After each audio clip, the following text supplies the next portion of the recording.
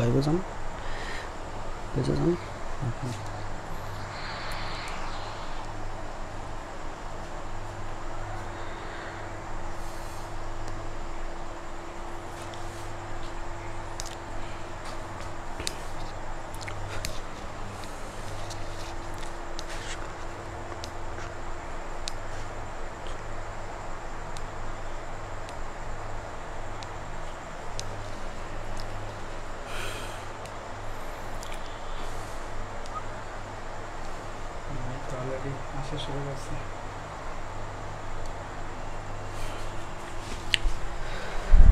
আসসালামু আলাইকুম রহমতুল্লাহি ওয়া বারাকাতুহু।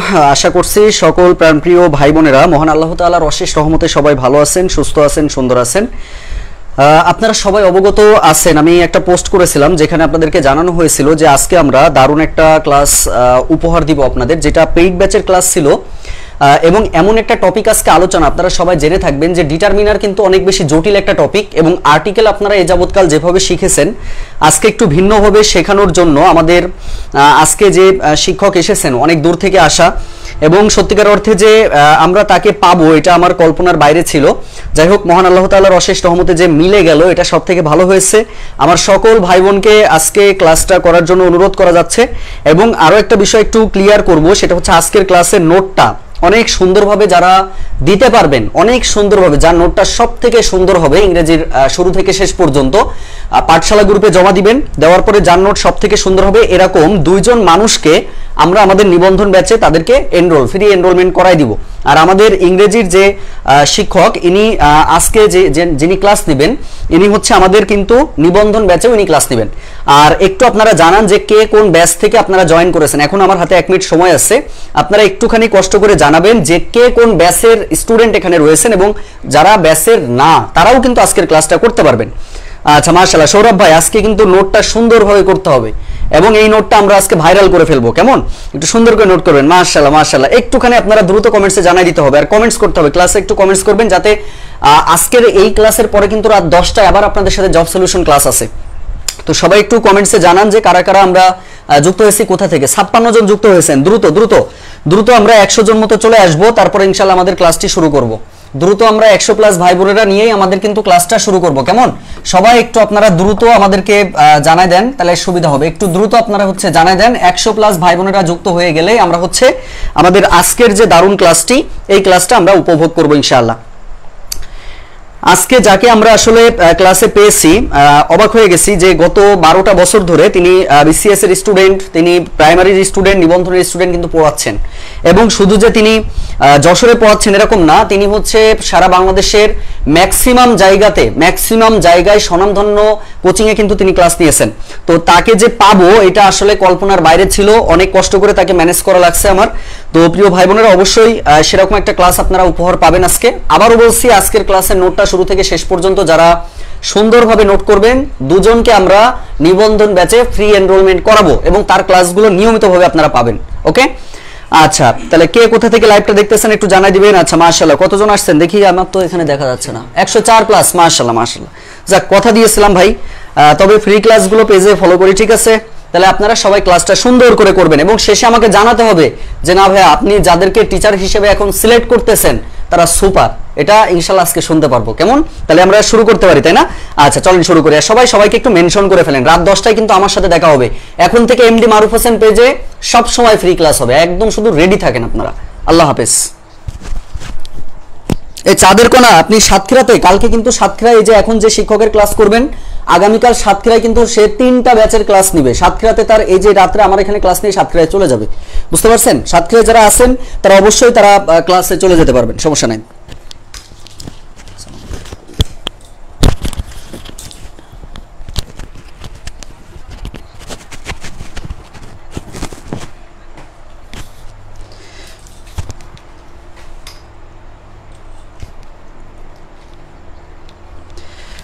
আসসালামু আলাইকুম।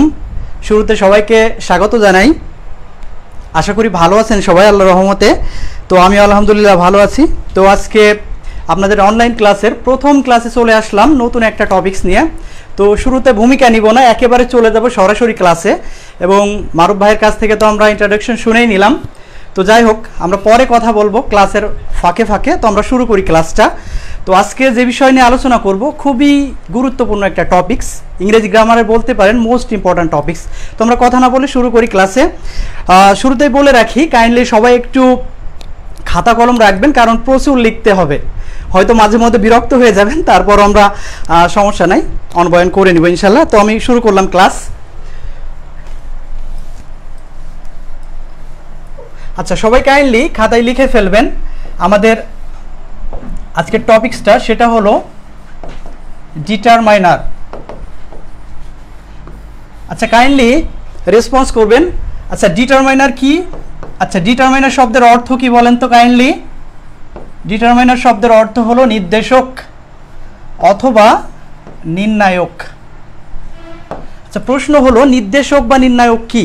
তো আমরা সবাই জানি যে কোনো কিছু নির্দেশ করে বা নির্ণয় করে তাকে বলে নির্দেশক। এখন প্রশ্ন হলো এই নির্দেশক কোনো ব্যক্তি নাকি বস্তু? তো নির্দেশক আসলে কোনো ব্যক্তি বা বস্তু নয়, এটা হলো এমন কোনো ওয়ার্ড বা ফ্রেজ যেটা নাউনকে বিভিন্ন অ্যাঙ্গেলে বিভিন্ন দিক থেকে ইঙ্গিত করে। যেমন দেখেন, আমরা নাউনকে যখন প্রকাশ করি তখন হলো কখনো কখনো সংখ্যায়, কখনো কখনো পরিমাণে, কখনো কাছে, কখনো দূরে, কখনো নির্দিষ্ট অনির্দিষ্ট, কখনো নাউনটার মালিককে। এই জিনিসগুলো বোঝাতে আমরা নাউনের আগে যে নির্দেশকগুলো ব্যবহার করব মূলত সেটাই কি বলেন? ডিটারমাইনার বা নির্দেশক। তো কাইন্ডলি লিখে ফেলবেন। আমরা শুরুতে একটু সংজ্ঞা লিখে ফেলবো। লিখবেন নাউনের সংখ্যা বা পরিমাণ, কমা দিয়ে লিখবেন কাছে বা দূরে। কাইন্ডলি লেখা যদি অস্পষ্ট হয় বা কোনো কথা না বুঝতে পারেন কাইন্ডলি মেনশন করবেন এবং জানাবেন, আমি সাথে সাথে সলভ করে দেব ইনশাল্লাহ। তারপরে লিখবেন নির্দিষ্ট অবলিক অনির্দিষ্ট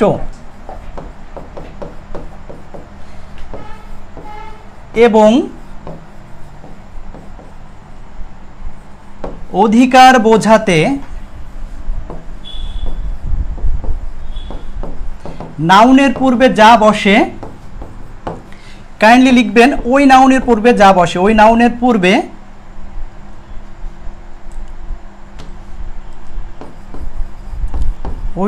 পূর্বে যা বসে তাই ডিটারমাইনার। আচ্ছা, কাইন্ডলি সংজ্ঞাটা একটু লিখবেন। নাউনের সংখ্যা বা পরিমাণ, নাউনটা কাছে নাকি দূরে, নাউনটা নির্দিষ্ট নাকি অনির্দিষ্ট এবং নাউনটার মালিককে অর্থাৎ অধিকার, এই 7টা জিনিস বোঝাতে নাউনের আগে আমরা যা ব্যবহার করব সেটাই ডিটারমাইনার।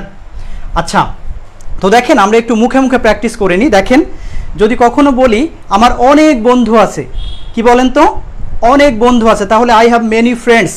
আচ্ছা, এই যে ফ্রেন্ডস এটা কিন্তু নাউন এবং তার আগে আমরা মেনি বসায়ে আমরা নাউন বা আমাদের ফ্রেন্ডসের সংখ্যা নির্দেশ করলাম। আবার যদি বলি এই পুকুরে অনেক পানি আছে, there is much water in the pond, তাহলে এখানে মাছটা কিন্তু ওয়াটার নাউনের আগে বসে পরিমাণ নির্দেশ করে। তাহলে এই যে মেনি এবং মাছ, এটা নাউনের আগে বসে কি নির্দেশ করলো বলেন?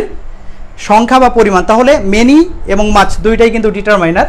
আচ্ছা, আবার যদি বলি দিস পেন, এই কলমটা, তাহলে কি বলেন তো? এটা কাছে বোঝালো। আবার যদি বলি ওই কলমটা, তাহলে কি বলি? That pen. তাহলে দেখেন পেনটা কিন্তু নাউন, তবে দিসটা পেনটাকে কাছে নির্দেশ করছে, দ্যাটটা দূরে। তাহলে দেখেন কাছে দূরে বোঝাতেও আমরা নাউনের পূর্বে যা ব্যবহার করব সেটাও কি বলেন? ডিটারমাইনার। আচ্ছা, আবার দেখেন নির্দিষ্ট অনির্দিষ্টর কথা যদি বলি আমাকে একটি কলম দেন, তাহলে কোন কলমটি, এটা কিন্তু আমি নির্দিষ্ট করে বলি নাই, তাহলে যে কোনো একটা দিতে পারেন। কিন্তু যখনই বলবো ওই কলমটি দিন, গিভ মি দা পেন, তাহলে কিন্তু নির্দিষ্ট করে। তাহলে দেখেন এ বা অ্যান নাউনের আগে বসে অনির্দিষ্টতা জ্ঞাপন করে এবং দা কিন্তু নির্দিষ্টতা জ্ঞাপন করে। তাহলে এ অ্যান দি এরাও কিন্তু এক ধরনের ডিটারমাইনার।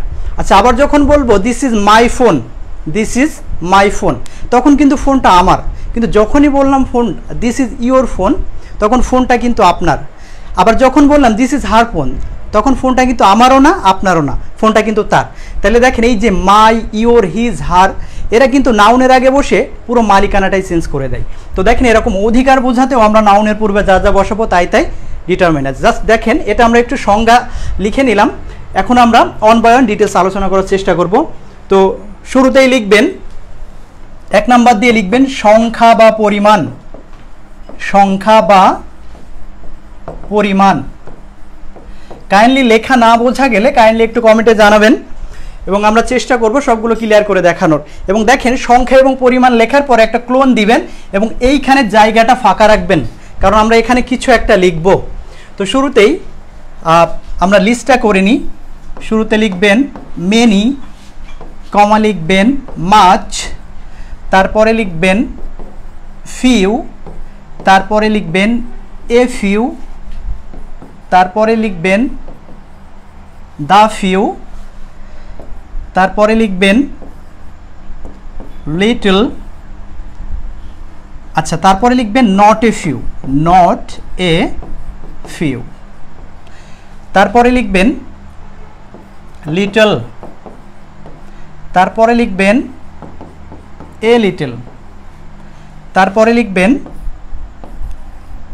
দা লিটল, তারপরে লিখবেন on, comma 2, comma 3 dot dot দিয়ে, অর্থাৎ এই টাইপের 4, 5, 6 এভাবে আমরা যতদূর যেতে পারি আর কি। তারপরে লিখবেন এনি, তারপরে কমা দিয়ে লিখবেন নো, তারপরে লিখবেন সাম, তারপরে লিখবেন অল, তারপরে লিখবেন এ লট অফ, তারপরে লিখবেন এ নাম্বার অফ, অবলিক দিয়ে লিখবেন দা নাম্বার অফ। তো একটা কথা মাঝেই বলে রাখি যে আমরা ডিটারমাইনার শেখার মধ্যে আর্টিকেলের কিন্তু প্রায় 60 বা 70% টপিকস করে ফেলবো আজকে, তো কাইন্ডলি মনোযোগ দিয়ে করবেন। আচ্ছা, দা নাম্বারের পরে লিখবেন অ্যান অ্যামাউন্ট অফ, অবলিক দিয়ে লিখবেন এ গুড ডিল অফ, তারপরে লিখবেন এ গ্রেট ডিল অফ, তারপরে লিখবেন আদার এবং লিখবেন অ্যানোদার। আচ্ছা কাইন্ডলি ভয় পাবেন না যে অনেক বড় একটা লিস্ট দিয়ে দিলাম, যে এটা দেখে ভয় পাবেন, বিষয়টা এমন না। দেখেন আমরা প্রত্যেকটা টপিকস খুব ধরে ধরে করব এবং দেখেন আজকের ক্লাসটা করার পরে এই ডিটারমাইনার সম্পর্কিত আপনার যত ঝামেলা আছে সব ইনশাল্লাহ ক্লিয়ার হয়ে যাবে। তো কাইন্ডলি লেখা হইলে কিন্তু জানাবেন একটু যে ডান অথবা ওকে কিছু একটা লিখবেন।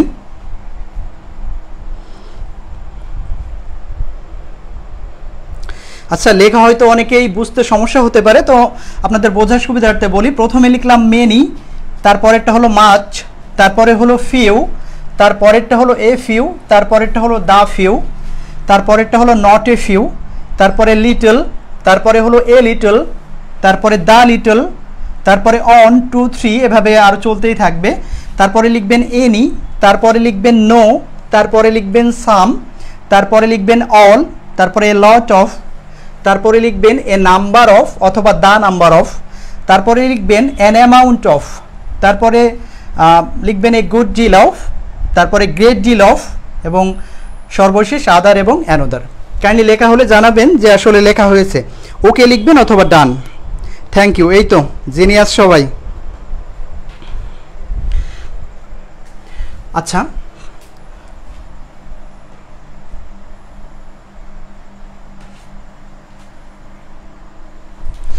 আচ্ছা আমরা শুরুতেই কয়েকটা এক্সাম্পল দিয়ে শুরু করি।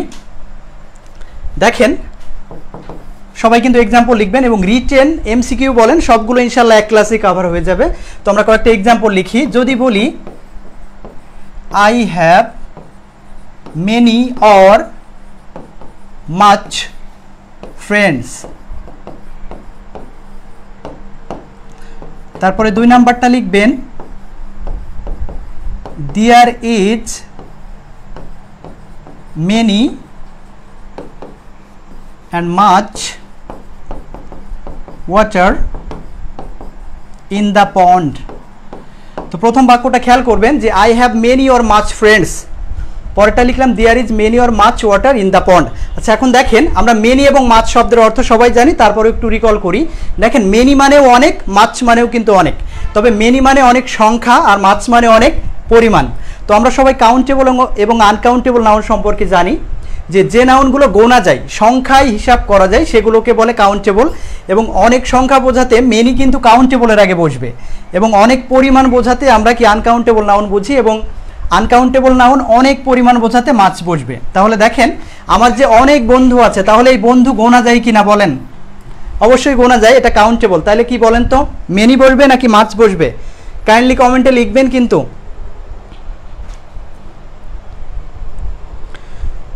খুব দ্রুত জানাবেন, বলেন তো কোনটা বসবে, মেনি নাকি মাছ?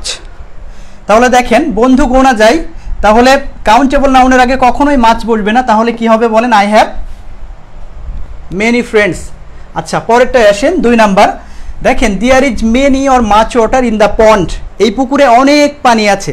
তাহলে দেখেন ওয়াটার কিন্তু আনকাউন্টেবল নাউন, ওয়াটার কি বলেন তো, আনকাউন্টেবল নাউন, এবং আনকাউন্টেবল নাউনের আগে কখনোই মেনি বসবে না। তাহলে বসবে কোনটা বলেন? Much water. তাহলে there is much water in the pond. এই তো আপনারা রেসপন্স করতেছেন, সবাই জিনিয়াস তো, থ্যাংক ইউ সো মাচ। আচ্ছা, তাহলে আমাদের সংখ্যা এবং পরিমাণের মধ্যে যে দুইটা ইম্পর্ট্যান্ট জিনিস ছিল মেনি এবং মাছ। আচ্ছা, আপনারা কাইন্ডলি যে লিস্টটা লিখছিলেন, মেনির নিচে লিখবেন কাউন্টেবল, অর্থাৎ সি দিয়ে রাখবেন, মাছের নিচে আনকাউন্টেবল। আচ্ছা,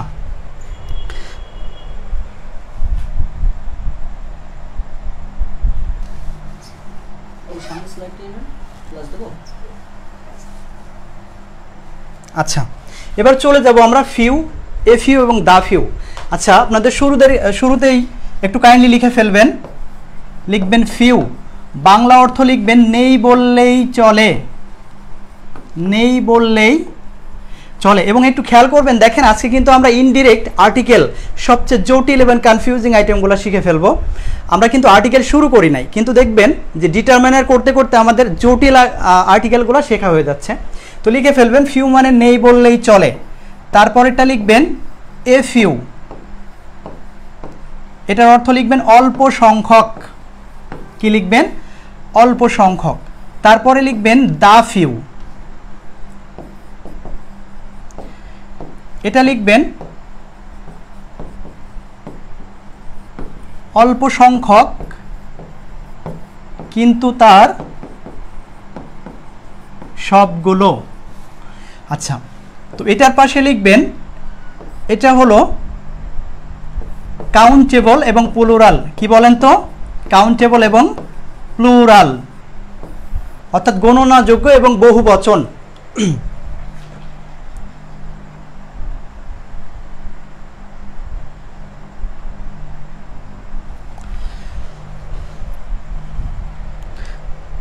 আচ্ছা, ঠিক তার নিচেই লিখবেন, আমরা এক্সাম্পলগুলো পরে দিয়ে ক্লিয়ার হব, তাহলে দেখবেন যে বিষয়গুলো মনে থাকবে।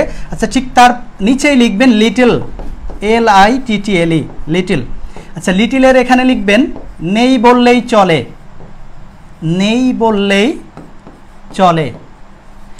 তারপরটা লিখবেন এ লিটল, লিখবেন অল্প একটু বা অল্প পরিমাণ। তারপরে লিখবেন দা লিটল,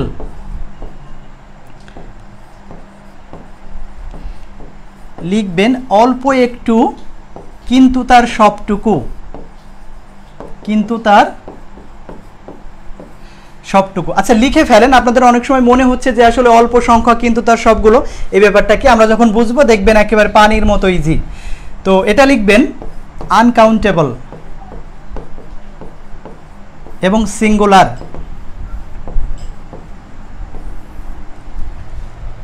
কাইন্ডলি লেখাটা শেষ করবেন, আমরা লিখতে পারলেই হচ্ছে, দেখবেন বুঝতে টাইম লাগবে না।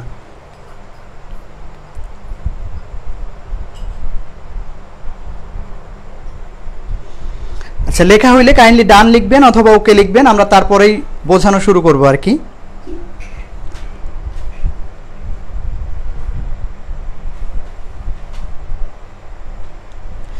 আচ্ছা, দেখেন প্র্যাকটিস কিন্তু আমরা অনেক করতে পারবো, কিন্তু আসলে বোঝাটাই মেইন, অর্থাৎ এমন কিছু করি যেটা দিয়ে হাজার হাজার প্রশ্ন সলভ করা যায়। তো আমি শুরু করলাম, দেখেন few, a few, the few, very few, not a few, few আর ফিউয়েস্ট, ফিউয়ের গন্ধ, ফিউয়ের আত্মা, ফিউয়ের ছায়াও যদি দেখেন তাহলে এটা মনে রাখবেন, ফিউ অলওয়েজ কাউন্টেবল নাউনের পূর্বে বসবে এবং এটা প্লুরাল হবে। কি বললাম বলেন তো? Few, a few, the few, few আর ফিউয়েস্ট, নট এ ফিউ, ফিউয়ের আত্মা, ছায়া, ফিউয়ের গন্ধও যদি পান তাহলে এরপরে যে নাউনটা হবে কি হবে বলেন, প্লুরাল হবে। দেখেন যদি বলি ফিউ বয় নাকি boys, few boys. A few girl নাকি গার্লস, এ ফিউ গার্লস। আবার যদি বলি দা ফিউ পেন নাকি পেন্স, তাহলে কি হবে বলেন, দা ফিউ পেন্স।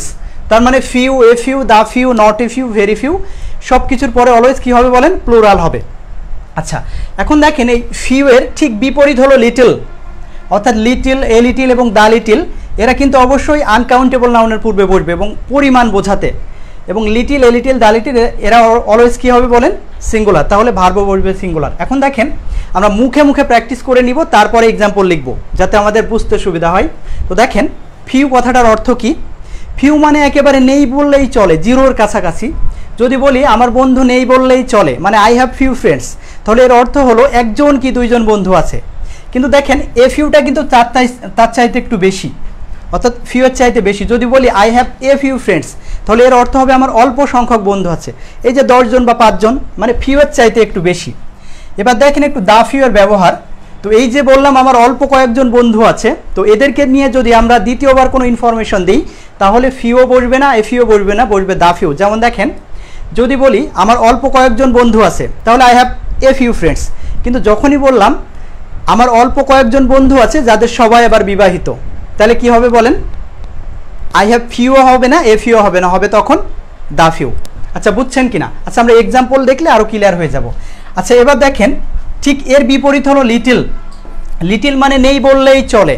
ধরে নেন এটা পানির বোতল, তো বললাম এই পানির বোতলে নেই, পানি নেই বললেই চলে, মানে 1 ফোঁটা কি 2 ফোঁটা, তাহলে there is little water in the বোতল। কিন্তু যখন একটু বেশির কথা বলবো যে there is a little water, তাহলে বুঝবেন অল্প একটু, তার মানে লিটলের চাইতে একটু বেশি। কিন্তু দেখেন এই এ লিটিল নিয়ে যখন আমরা দ্বিতীয়বার কোনো ইনফরমেশন দিব তখন লিটিল বা এ লিটিল একটাও বসবে না, বসবে কি বলেন, দা লিটিল। যেমন দেখেন যদি বলি এই বোতলে অল্প একটু পানি আছে কিন্তু এটা 3 দিন আগে নিয়ে আসা, তাহলে কি হবে বলেন, there is the little water in the বোতল and it was brought 3 days before, এরকম টাইপের। আচ্ছা যাই হোক আমরা মুখে প্র্যাকটিস করে নিলাম, এখন আমরা এক্সাম্পল দিয়ে ব্যাপারটা ক্লিয়ার হয়ে নিব। কাইন্ডলি এক্সাম্পলগুলো লিখে ফেলবেন। শুরুতে 1 নম্বরে লিখবেন আই অ্যাম ভেরি অ্যালোন, আমার খুবই একা লাগে, because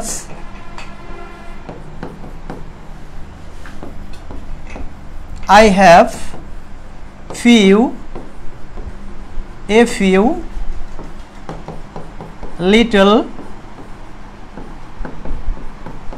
little friends.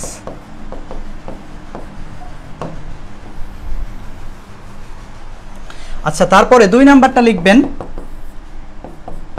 I am not alone, আমার আর এখন একা লাগে না, because কারণ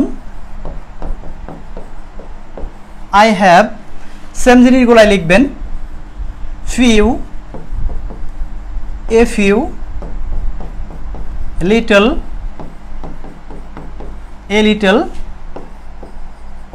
friends.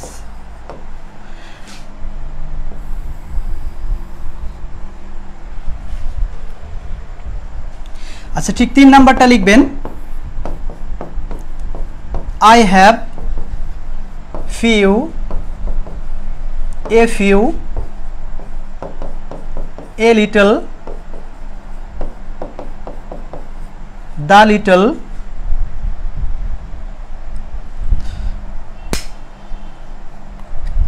আচ্ছা এখানে লিখবেন the few, few, a few, a little, the few friends who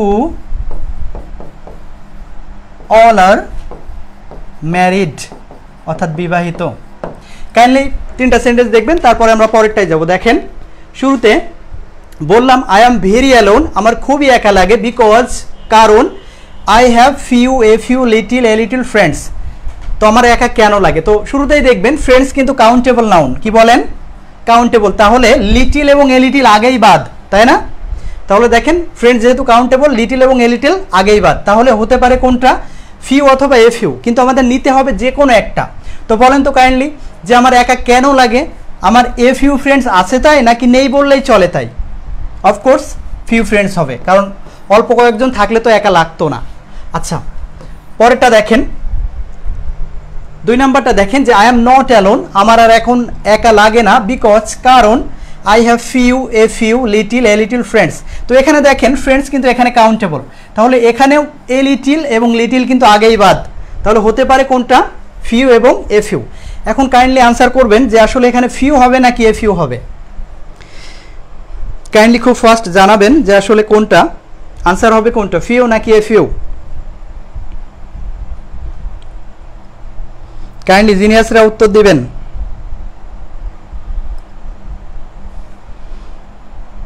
Hima Roy, thank you so much. আচ্ছা কাইন্ডলি দেখবেন, দেখেন আমার একা কেন লাগে না, নেই বললেই চলে তাই না, অবশ্যই কিছু আছে তাই, তাহলে এটা হবে I am not alone because I have a few friends. আশা করি বুঝছেন। তো আমরা চলে যাব 3 নাম্বার এক্সাম্পলে। দেখেন I have a few a little এবং the few friends who all are married. তো শুরুতেই দেখবো এখানেও কিন্তু নাউনটা কাউন্টেবল ফ্রেন্ডস, তাহলে এ লিটিল আগেই বাদ। এখন এই ফ্রেন্ডসের আগে ফিউ হতে পারে, এ ফিউ হতে পারে, দ্য ফিউ। তো দেখেন আমার অল্প কয়েকজন বন্ধু আছে যারা সবাই আবার বিবাহিত। তো আমি তো এতটুকু বললে থামতে পারতাম যে আমার অল্প কয়েকজন বন্ধু আছে, কিন্তু না, আমি তার সাথে সাথে আবার তাদের সম্পর্কে আরও একটা ইনফরমেশন দিলাম যে তারা আবার বিবাহিত। তো বললাম যে অল্প কিছু আছে সেটা নিয়ে যদি আমরা দ্বিতীয়বার ইনফরমেশন দিই তাহলে ফিউও হবে না, এ ফিউ হবে না, হবে দ্য ফিউ। কাইন্ডলি জানাবেন বুঝছেন কিনা।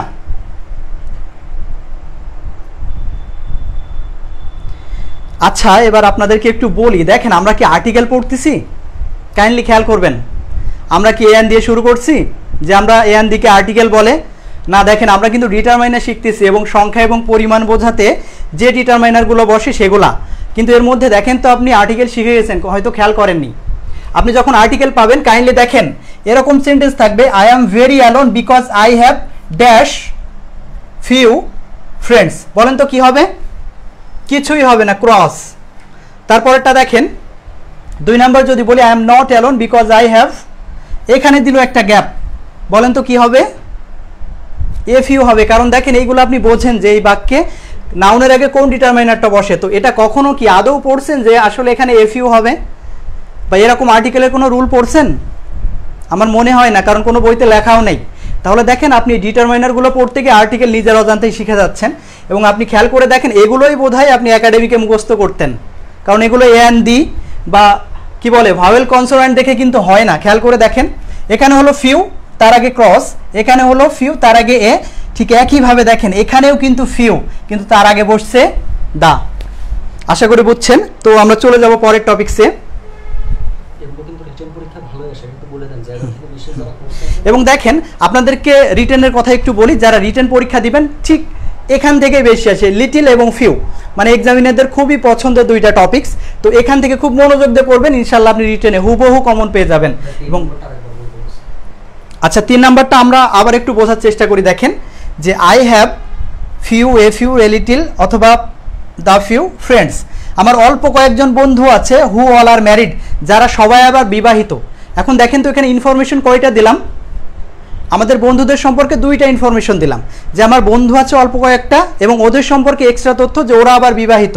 তো বলেছিলাম যে আমাদের কোনো কিছু অল্প সংখ্যক থাকা হলে বোঝালে আমরা কিন্তু এ ফিউ ব্যবহার করতে পারবো, কিন্তু ওইটা সম্পর্কে দ্বিতীয়বার যদি কোনো ইনফরমেশন দিই, যেমন একটু ভালো করে শুনবেন যে আমার অল্প কয়েকজন বন্ধু আছে, তাহলে I have a few friends, বাস শেষ। কিন্তু যখন বললাম আমার অল্প কয়েকজন বন্ধু আছে যারা সবাই আবার চাকরি করে, এই যে তারা আবার চাকরি করে একটা এক্সট্রা ইনফরমেশন দিলাম, এর জন্য ওখানে ফিও হবে না, এ ফিও হবে না, দা ফিউ। আশা করি বুঝছেন। আচ্ছা এক্সাম্পল আরও লিখবেন, লেখেন please add little a little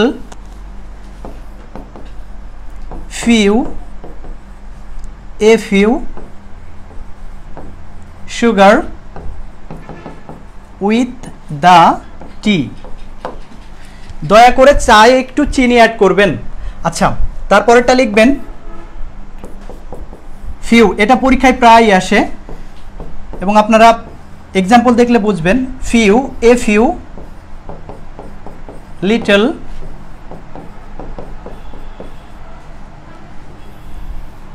a little crops are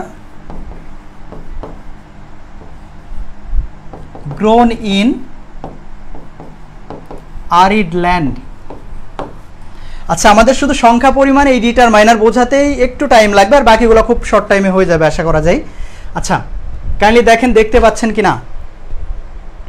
আচ্ছা, তো দেখেন আমরা এক্সাম্পলটা দেখি। বললাম প্লিজ অ্যাড কিছু একটা, তাই না, সুগার উইথ দ্য টি। আচ্ছা বলেন তো, আমরা কোনো কিছুতে অ্যাড করতে বলি কখন?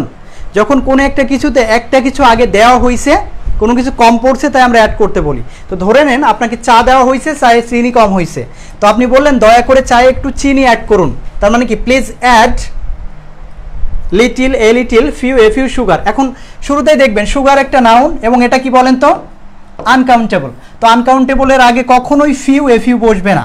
বসতে পারে কোনটা বলেন, লিটিল অথবা এ লিটিল। এখন দেখেন কোনটা বসবে।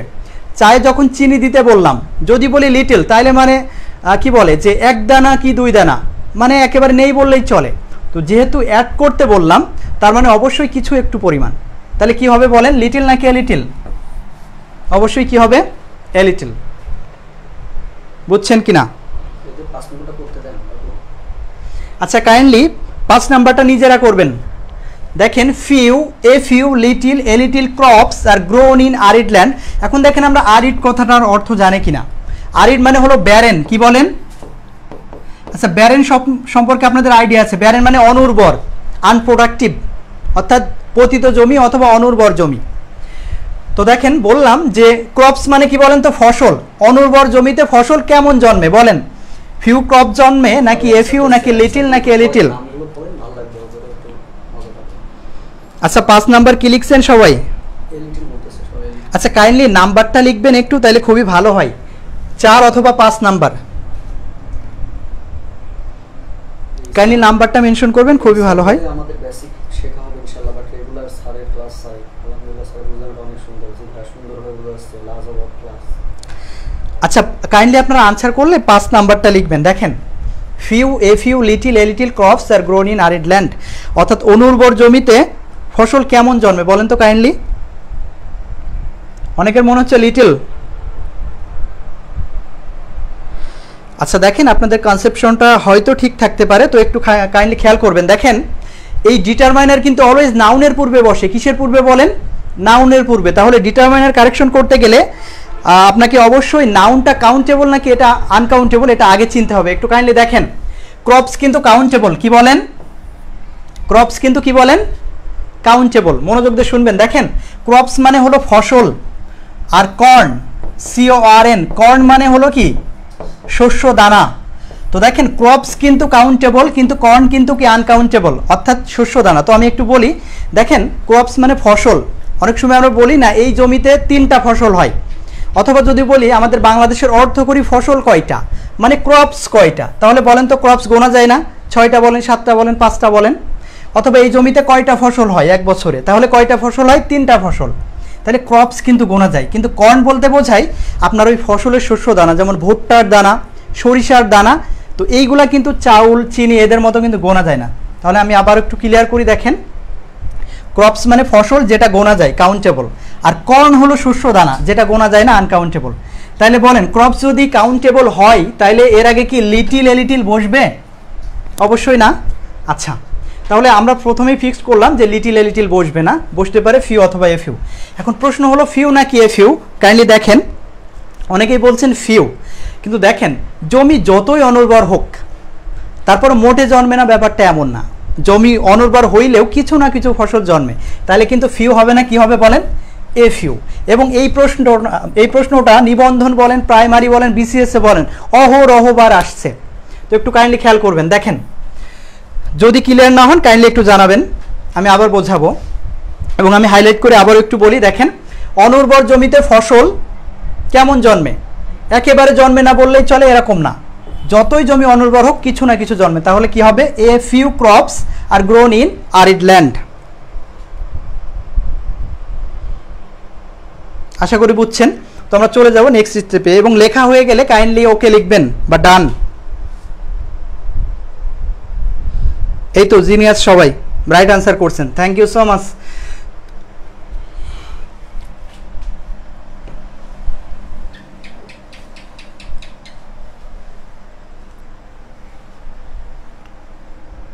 নেক্সট পেজে যাই কই। আচ্ছা, তো দেখেন আমরা যেখানে লিখছিলাম few, a few, the few, little, a little, the little, তাহলে কাইন্ডলি ওইখানে একটু আন্ডারলাইন করবেন, আলাদা করে লেখার দরকার নেই, অথবা এমন লিখতে পারেন few, a few, the few, not a few. আচ্ছা দেখেন নট এ ফিউ এর কথা একটু বলি। নট এ ফিউ মানে একেবারে কম না, একেবারে কম না। আচ্ছা এক্সাম্পল যদি বলি, দেখেন 80 marks out of 100 is not a few। আচ্ছা এটার অর্থ কি বলেন তো? 80 মার্কস আউট অফ 100, অর্থাৎ 100-র মধ্যে 80 মার্ক একেবারে কম না, বুঝছেন কি না? তাহলে আমরা যদি বলি যে 60-এর মধ্যে 50 মার্ক, এটা কিন্তু একেবারে কম না, তাহলে এই অর্থে আমরা কি ব্যবহার করব বলে? Not a few. তাহলে 100-র মধ্যে 80 মার্ক একেবারে কম না, তাহলে এই অর্থে আমরা নট এ ফিউ। তো শুরুতে একটু কথা বলি, দেখেন এই যে এখানে এ বসবে, এটা কি আপনি জানেন আগে থেকেই যে নট এ ফিউ অথবা দা ফিউ, নাকি নট শুধু ফিউ, নাকি নট দা ফিউ? তো দেখেন এগুলা কিন্তু আপনার সেন্টেন্সে এই ডিটারমাইনারগুলোর ব্যবহার ঠিকঠাক জানলেই দেখবেন যে আর্টিকেল এমনিতেই হয়ে গেছে। আচ্ছা, তো আমরা চলে যাব নেক্সট স্টেপে। তো শুরুতেই দেখেন এগুলোর নিচে এভাবে আন্ডারলাইন করে লিখবেন কাউন্টেবল, এবং একটু দাগ দিয়ে লিখবেন প্লুরাল। আচ্ছা দেখেন কেন এটা ইন্ডিকেট করলাম, কারণ আপনি যখন সাবজেক্ট ভার্ব এগ্রিমেন্ট পড়বেন তখন দেখবেন এই যে few, a few, the few, not a few, এটার পরে একটা নাউন বসবে এবং সেটার উপর ভিত্তি করেই সাবজেক্ট হিসাবে কিন্তু ভার্ব বসবে, এই জন্য লিখে দিলাম প্লুরাল। তার মানে few, a few, not a few, the few, এরা যদি কখনো কোনো নাউনের আগে বসে সাবজেক্টকে নির্দেশ করে তাহলে পরের ভার্বটা অবশ্যই কি হবে বলেন? প্লুরাল হবে, এই জন্য আর কি ইন্ডিকেট করে দিলাম। ঠিক নিচে লিখবেন লিটল, এ লিটল এবং দা লিটল। এদের নিচে আপনি লিখবেন ইউসি, ইউসি মানে আনকাউন্টেবল নাউন, এবং এটা লিখবেন সিঙ্গুলার, অর্থাৎ এরা যদি বাক্যে থাকে তাহলে এদের পরে ভার্ব বসবে সিঙ্গুলার।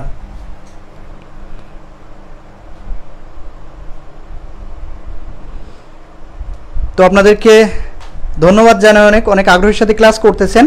তো আপনাদের সাথে আজকে আমার ফার্স্ট ক্লাস শুরু হলো। তো ইনশাআল্লাহ অন বয়ান আমি সবগুলো কমপ্লিট করার চেষ্টা করব, এবং চেষ্টা করব সবাইকে একেবারে ডিপলি রুট লেভেল থেকে বোঝাতে। হয়তো অনেকে অ্যাডভান্স লেভেলে আছেন, তারপরও ধরে নেন আপনাদের রিকল হচ্ছে এটা, তো চেষ্টা করব একটু ডিটেলস করতে, কারণ আমরা বারবার পেছনে ফিরবো না। দেখেন একটা টপিক্সে যদি আমি বারবার 3-4টা টিচারের কাছে পড়ি তাহলে আমি অন্য পড়াগুলো পড়বো কখন? এই জন্য আমরা যেটা ধরবো একটু টাইম লাগুক, কিন্তু সেটা সুন্দর করে শিখবেন। আচ্ছা, তো চলে যাব আমরা পরের পেজে। আচ্ছা এবার একটু লিখবেন any, no, all, some, a lot of. আচ্ছা, তো এগুলো নিচে আন্ডারলাইন দিয়ে লিখবেন সি অবলিক ইউসি। তার মানে এই যে any, no, all, some, a lot of, এরা কিন্তু কাউন্টেবল নাউনের আগেও বসে, আনকাউন্টেবল নাউনের আগেও বসে। তো আমরা এক্সাম্পল দিয়ে চেষ্টা করি। দেখেন যদি আপনাকে প্রশ্ন করি do you have any money, তাহলে এখানে বসলো এনি। তারপরেরটা, তো আপনি তার অ্যান্সারে বললেন কি, যে আমি আপনাকে জিজ্ঞেস করলাম যে আপনার কাছে কি কোনো অর্থ আছে, তো অ্যান্সারে বললেন যে আই হ্যাভ নো মানি, আমার কাছে কি নেই বলেন? কোনো অর্থ নেই। আচ্ছা আবার আপনাকে প্রশ্ন করলাম যে do you have any friend, মানে আপনার কি কোনো বন্ধু আছে? তো আপনি আনসারে কি বললেন? যে I have no friend.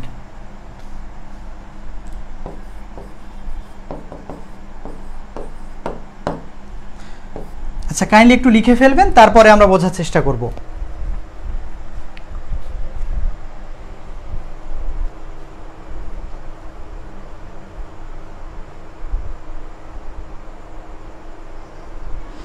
Thank you so much, এই যে আগ্রহের সাথে ক্লাস করতেছেন।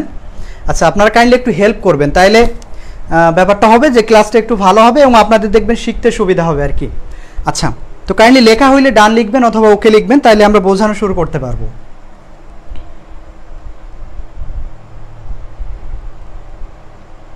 লেখা শেষ হইলে অবশ্যই ওকে লিখবেন অথবা ডান লিখবেন।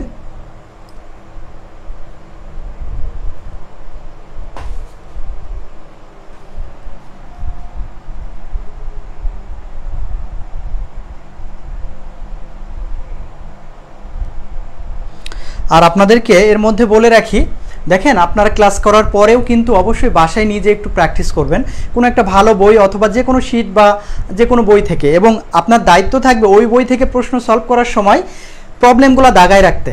কারণ আমি পরবর্তীতে যখন আপনাদের সলভ ক্লাস নিব, যদি আপনি দাগায় না রাখেন তাহলে দেখেন যেদিন সলভ ক্লাস নিব অনেকগুলো টপিকস একসাথে, তখন কি আপনি খুঁজে বেড়াবেন? ধরে নেন 300 বা 400 টপিকস আছে, তো এর মধ্যে আপনি কি করবেন? যদি দাগায় না রাখেন তাহলে সলভ ক্লাসে কিন্তু আপনার খুঁজে খুঁজে বলতে হবে। আর যদি একটু কষ্ট করে এখন একটু কালার পেন দিয়ে দাগায় রাখেন, তাহলে তখন আপনি জাস্ট পেজ বের করবেন এবং বলবেন এটা প্রবলেম, এটা প্রবলেম, দেখবেন যে খুব ইজিলি সলভ হয়ে যাচ্ছে। তো আপনাদের লেখা শুরু হয়ে গেছে। আচ্ছা, একটু স্লো করব। আচ্ছা ঠিক আছে, সমস্যা নেই, আমরা স্লো মোশনেই যাব। তো আমি শুরু করলাম। দেখেন শুরুতেই বলি, do you have any money? আপনার কাছে কি কোনো অর্থ আছে? আচ্ছা কাইন্ডলি বলবেন মানি কাউন্টেবল নাকি আনকাউন্টেবল? আনসার করবেন। দেখেন এটা কিন্তু নাউনের চ্যাপ্টারে ছিল, তো কাইন্ডলি বলবেন মানি কাউন্টেবল নাকি আনকাউন্টেবল? কাইন্ডলি লিখবেন যে মানি আসলে কাউন্টেবল নাকি আনকাউন্টেবল।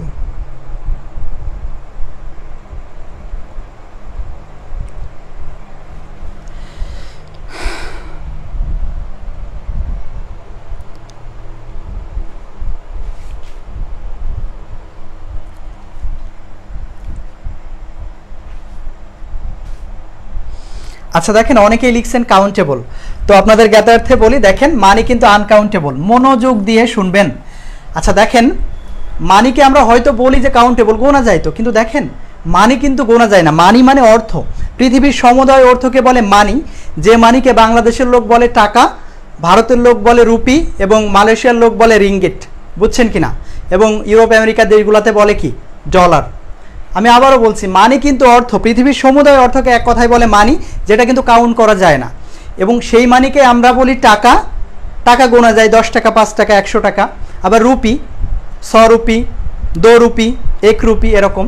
আবার যদি বলেন $20, $30, এগুলা গোনা যায়। তাইলে দেখেন মানি গোনা যায় না, কিন্তু টাকা, ডলার, রিঙ্গিট, রুপি এগুলো গোনা যায়। তাহলে মানিটা কি বলেন? Uncountable noun. আশা করি বুঝছেন। এবং দেখেন আনকাউন্টেবল নাউনের আগে কি বসছে? তাহলে any. Do you have any money? আপনার কি কোনো অর্থ আছে? তাহলে একটু খেয়াল করেন, এই এনিটা কিন্তু আনকাউন্টেবল নাউনের আগে বসছে। কিসের আগে বলেন? আনকাউন্টেবলের আগে। আচ্ছা আচ্ছা, নাম জানতে চেয়েছেন অনেকেই, তো আমার নাম হলো মোহাম্মদ মমিনুর রহমান। আপনাদেরকে এই যে ইংরেজি গ্রামারটা একটু হেল্প করব, যাতে আপনাদের পরীক্ষায় প্রশ্নগুলো খুব ইজিলি আনসার করতে পারেন। আচ্ছা তো দেখেন 1 নম্বরে আমরা লিখলাম do you have any money? আপনার কি কোনো অর্থ আছে? তো আপনি আনসারে বললেন কি আই হ্যাভ নো মানি, আমার কোনো অর্থ নেই। তো কাইন্ডলি বলেন তো এই নোটা তাহলে কোথায় বসছে? কাউন্টেবল নাকি আনকাউন্টেবল? আশা করি বুঝছেন। শুরুতে সবাই বলছিলেন কাউন্টেবল, কিন্তু না, ডিটেলস বললাম তো।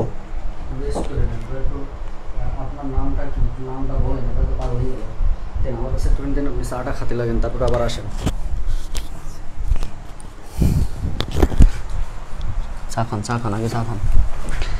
প্রিয় ভাই বোনেরা, আপনাদেরকে বলেছিলাম আমি এই 7-8 দিন যে পরিমাণে পরিশ্রম শুধু স্যারকে রাজি করানোর জন্য লাগছে, যে পরিমাণে টাইম, মানে এই 7টা দিন ধরে তার পিছনে লেগেই ছিলাম। তো যাই হোক, মহান আল্লাহ তাআলার অশেষ রহমতে স্যার যে রাজি হয়েছেন আমাদের ব্যাচে ক্লাস নেওয়ার জন্য, এবং প্লাস হচ্ছে সামনে নিবন্ধন ব্যাচের টোটাল দায়িত্ব তার, এবং 11 থেকে 20-এর রিটেন কোর্স, অলরেডি মাত্র 499 টাকার যে কোর্সটি চলতেছে, তার আজকে পেইড ব্যাচের ক্লাসটা ওপেনলি নিলাম। কারণ হচ্ছে আমার ভাই বোনেরা জানতে হবে যে আসলে আপনারা শুধু ওই যে চটকদার বিজ্ঞাপন, অনেক সময় বিজ্ঞাপন দেখেন যে বিভিন্ন কথাবার্তা বলবে, আর তাই সব থেকে, আর এই স্যারের আমার যে জিনিসটা সব থেকে ভালো লেগেছে, আপনারা যদি একটু খেয়াল করে থাকেন, শুরুতে কোনো মানে ভূমিকা ছাড়াই, আমরা যেমন কোনো একটা ক্লাসে কিন্তু ভূমিকা দেই, তার ভূমিকা ছাড়াই সে ক্লাস নিয়েছে। আমি শুধু বললাম যে ভাই ভূমিকা ছাড়া আপনি ক্লাস নেবেন কেন? ক্লাসের আগে জিজ্ঞাসা করছি, তা বলছে ভাই ভূমিকা তো এখন দেওয়ার কিছু না, আগে স্টুডেন্টরা আমার ক্লাস বুঝবে, যদি তারা ভালো মনে করে তারপরে তাদের সাথে আমি কথা বলতে পারি, তার আগে আমার কথা বলার দরকার নাই। তো এই যে বড় বিষয়গুলো, এটা কিন্তু বড় একটা বিষয়। তো প্রিয় ভাই বোন, একটু ফার্স্ট অফ অল আপনারা আমাকে একটু জানাবেন যে আজকের ক্লাসটা কেমন লাগতেছে। এখনো শেষ হয়নি, শেষ হওয়ার আগে তারপরে ক্লাস হবে। উনি একটু চা খেয়ে নিক, ঠিক আছে? কারণ দীর্ঘদিন পর, মানে তারা তো অফলাইনে ক্লাস নিয়ে অভ্যস্ত, 2-4 ঘন্টা 8 ঘন্টা 10 ঘন্টা করেও ক্লাস নেয়, কিন্তু অফলাইনে তো ভাই বোনেরা থাকে, কিন্তু অনলাইনে দেখেন এই যে পাগলের মতো বকবক করি আমরা। আমার তো অভ্যাস হয়ে গেছে, গত 6 বছর ধরে এই করতেছি, এজন্য এ হয়ে গেছে। তো আপনারা কি সবাই ক্লাস কি উপভোগ করতেছেন, মানে ভালো লাগছে কিনা? আর নাকি স্যারকেও আমরা আবার বিদায় দিয়ে দিব সসম্মানে? কোনটা করবো তাই বলেন? আপনারা যেটা বলবেন সেটা হবে। আজ পর্যন্ত ভাই বোনেদের কাছে না জেনে না শুনে কোনো কিছু করি নাই। আর একটু বলে রাখি, প্রাইমারি পার্সোনাল ব্যাচের 9টায় ক্লাস ছিল, 9টায় ক্লাসটা আজকে হবে না, যেহেতু স্যার আসছেন, তাকে আমাকে পৌঁছায় দিতে হবে। কালকে সাতক্ষীরাতে উনি পরপর 3টা ক্লাস নেবেন, তারপর আবার যশোরে আসবেন, এইভাবে তার শিডিউল সবসময় থাকে।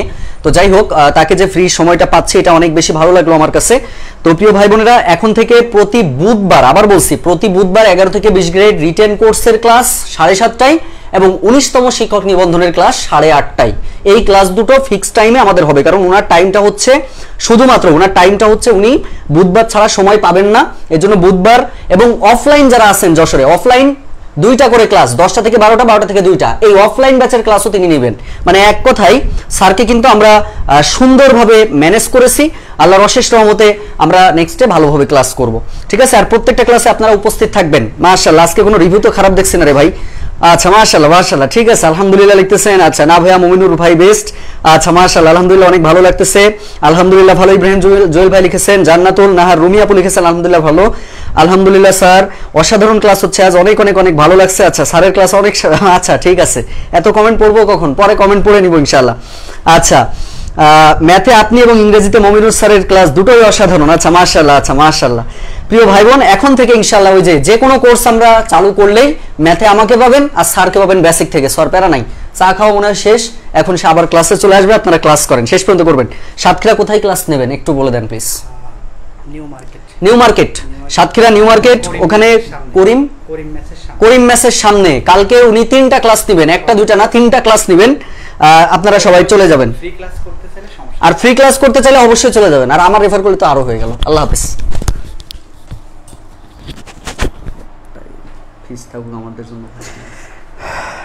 আসসালামু আলাইকুম, সরি টু ইন্টারাপ্ট।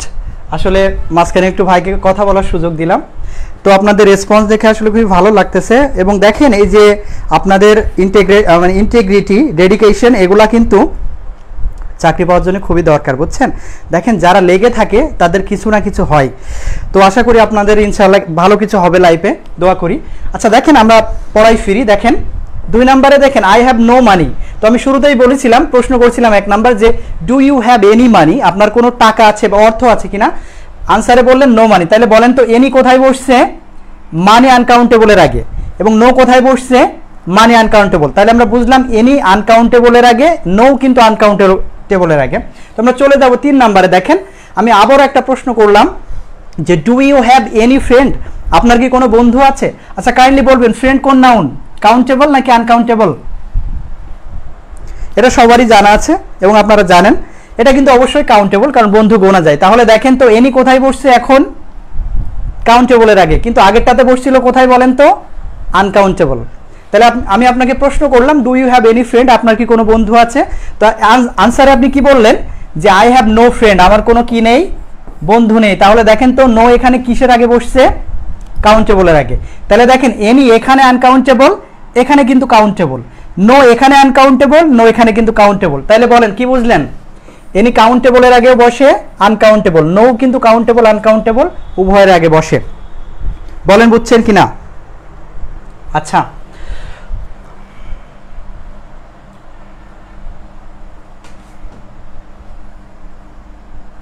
আচ্ছা আমরা আরো কিছু এক্সাম্পল দিয়ে ক্লিয়ার করে নিব। 5 নাম্বার লিখবেন। দেখেন, যদি বলি হি স্টোল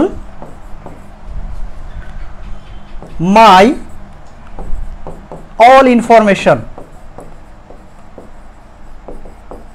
সে আমার সকল তথ্যই চুরি করছে। আবার যদি বলি অল দ্য স্টুডেন্টস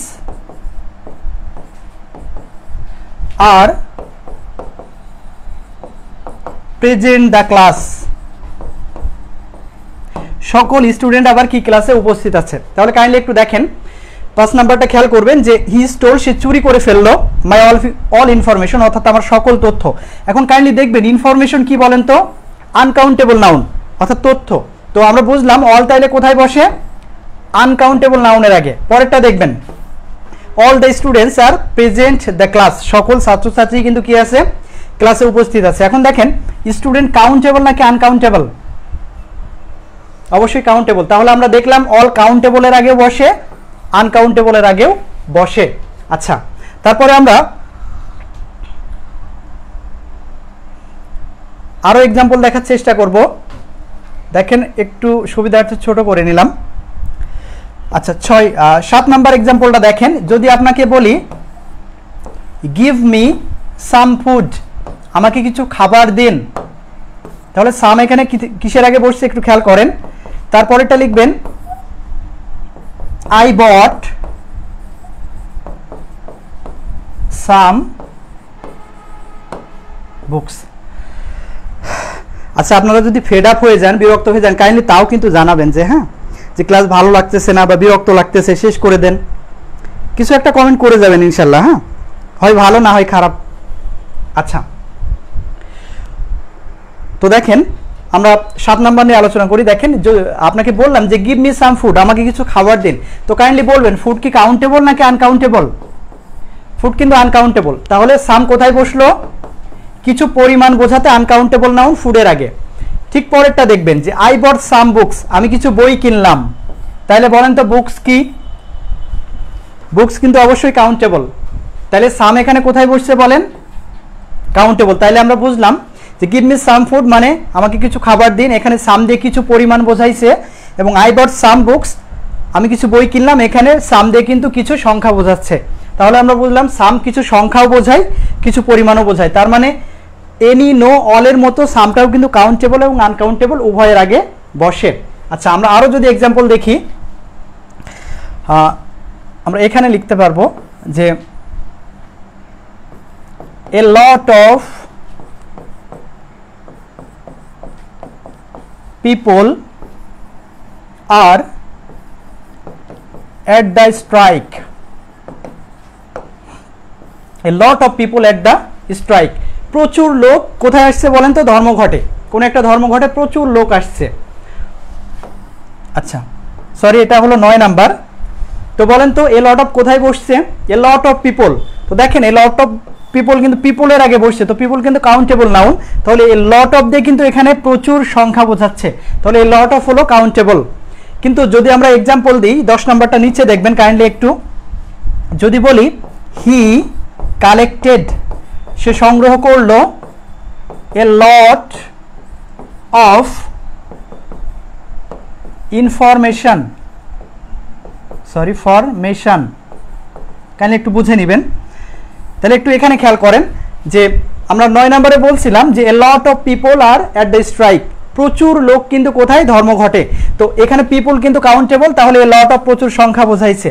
কিন্তু 10 নাম্বার দেখবেন he collected a lot of information, সে প্রচুর তথ্য কালেক্ট করছে। তাহলে দেখেন তো ইনফরমেশনটা কি বলেন, আনকাউন্টেবল। তার মানে এ লট অফ এখানে প্রচুর পরিমাণ বোঝাইছে, তাহলে এ লট অফ পিপলের আগে কি বসছে বলেন, কি হিসাবে, প্রচুর সংখ্যা বোঝাতে বসছে, এবং এখানে লট অফ ইনফরমেশনের আগে প্রচুর পরিমাণ বোঝাতে আনকাউন্টেবলের আগে বসছে। আচ্ছা, তাহলে এবার বলেন, কাইন্ডলি একটু রেসপন্স করবেন যে any, no, all, some, a lot of এরা কোথায় বসে বলেন, কোথায় বসে, কাউন্টেবল এবং আনকাউন্টেবল উভয়ের আগে বসে।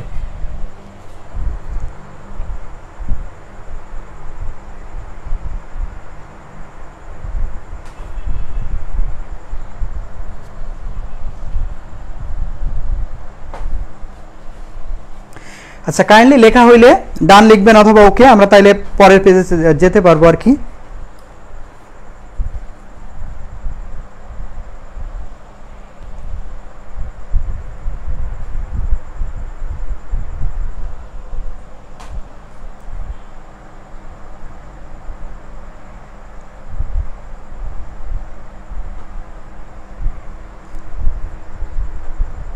থ্যাংক ইউ সো মাচ, এই যে আপনারা বুঝছেন সব। আচ্ছা, আমরা চলে যাব পরের পেজে। আচ্ছা দেখেন, আমরা শুরুতেই বলে নিছিলাম যে ডিটারমাইনারের মধ্যে সংখ্যা এবং পরিমাণ এইগুলাতে একটু টাইম যাবে বেশি, কিন্তু দেখেন আশা করি আজকে ক্লাসের পরে আপনার এই যে বিভিন্ন কনফিউজিং আইটেমগুলো আপনার ঝামেলা করে বারবার, ওইগুলাতে আর ঝামেলা আসবে না আর কি। তো আমরা পরে কি ছিল একটু কাইন্ডলি আপনাদের নোট ডাউন করাই আছে, আমি তো তারপরও লিখলাম। দেখেন এরপরে ছিল এ নাম্বার অফ, তারপরে ছিল দা নাম্বার অফ। এটা একটু মনোযোগ দিয়ে দেখবেন। দেখেন এ নাম্বার অফ মানে প্রচুর সংখ্যক, দা নাম্বার অফ মানে প্রচুর সংখ্যক। এখন প্রশ্ন হলো এ নাম্বার অফ কোথায় বসে, দা নাম্বার অফ কোথায় বসে? তো শুরুতে বলেনি এই দুইটাই কিন্তু কাউন্টেবল। কি বলেন? কারণ আপনি দেখতে পাচ্ছেন যে এ নাম্বার অফ, তো নাম্বার মানে তো সংখ্যা, আবার দা নাম্বার অফ, তাহলে নাম্বার মানে কি বলেন? সংখ্যা। তাহলে এ নাম্বার অফ এবং দা নাম্বার অফ দুইটাই কিন্তু কাউন্টেবল নাউনের আগে বসে। এখন প্রশ্ন হলো কোনটা কোথায় বসে? তো আপনারা একটুখানি মার্ক করে নেবেন। এ নাম্বার অফ কিন্তু প্লুরাল, কি বলেন? আর দা নাম্বার অফ অবশ্য কি? সিঙ্গুলার। এ নাম্বার অফ এবং দা নাম্বার অফ দুইটাই কিন্তু কাউন্টেবল নাউনের পূর্বেই বসবে, তবে এ নাম্বার অফ প্লুরাল নাউনকে নির্দেশ করে আর দা নাম্বার অফ হলো singular নাউনকে।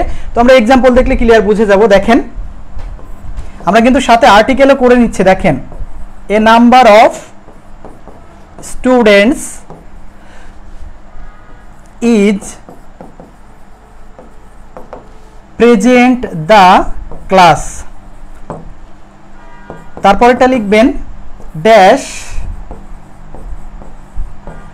Number of students are present the class.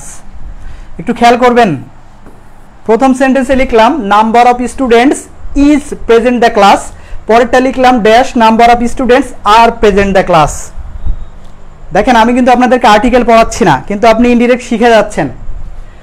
তো কাইন্ডলি আনসার করবেন, এক নম্বরে কি বসবে, এ নাকি দি, এবং দুই নম্বরে এ নাকি দি, কাইন্ডলি লিখে ফেলবেন।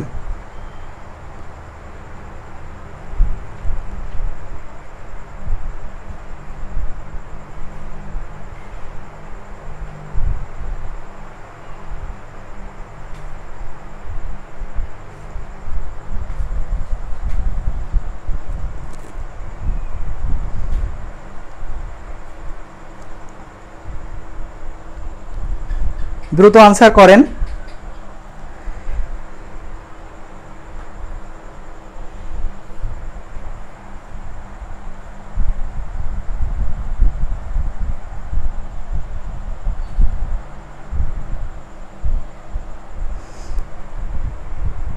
প্রশস্তি সঞ্জীবনী আপনি লিখছেন প্রথমটা এ পরেরটা ডি।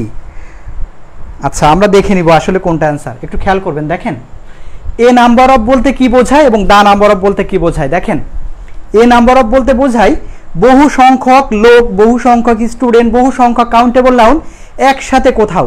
তো ধরে নেন বহু সংখ্যক স্টুডেন্ট একসাথে ক্লাসে উপস্থিত, তার মানে কি বহু সংখ্যক স্টুডেন্ট একসাথে উপস্থিত। কিন্তু দা নাম্বার অফ বলতে বোঝায় বহু সংখ্যক কিন্তু তাদের এক একজন করে উপস্থিত।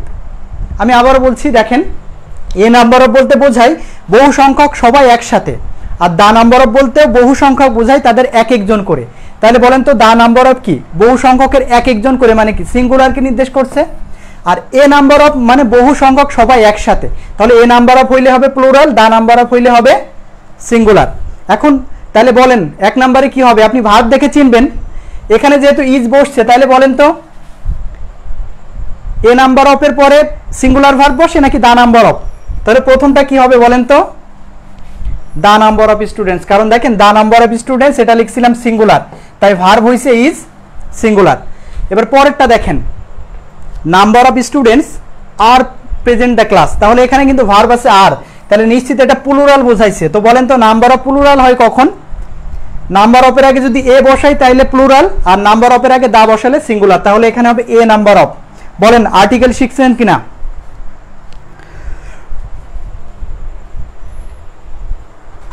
আশা করি বুঝছেন। দেখেন তাহলে এখানে যে এ বসলো, এখানে যে দা বসলো, কিসের উপর ভিত্তি করে বলেন তো?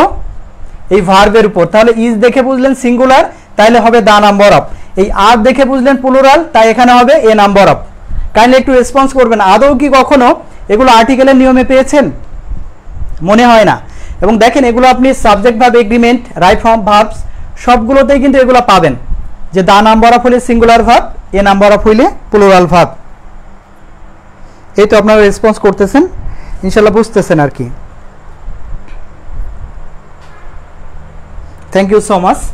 আচ্ছা, এবার আমরা চলে যাব পরের স্টেপে। আচ্ছা দেখেন এখানে ছিল অ্যান অ্যামাউন্ট অফ,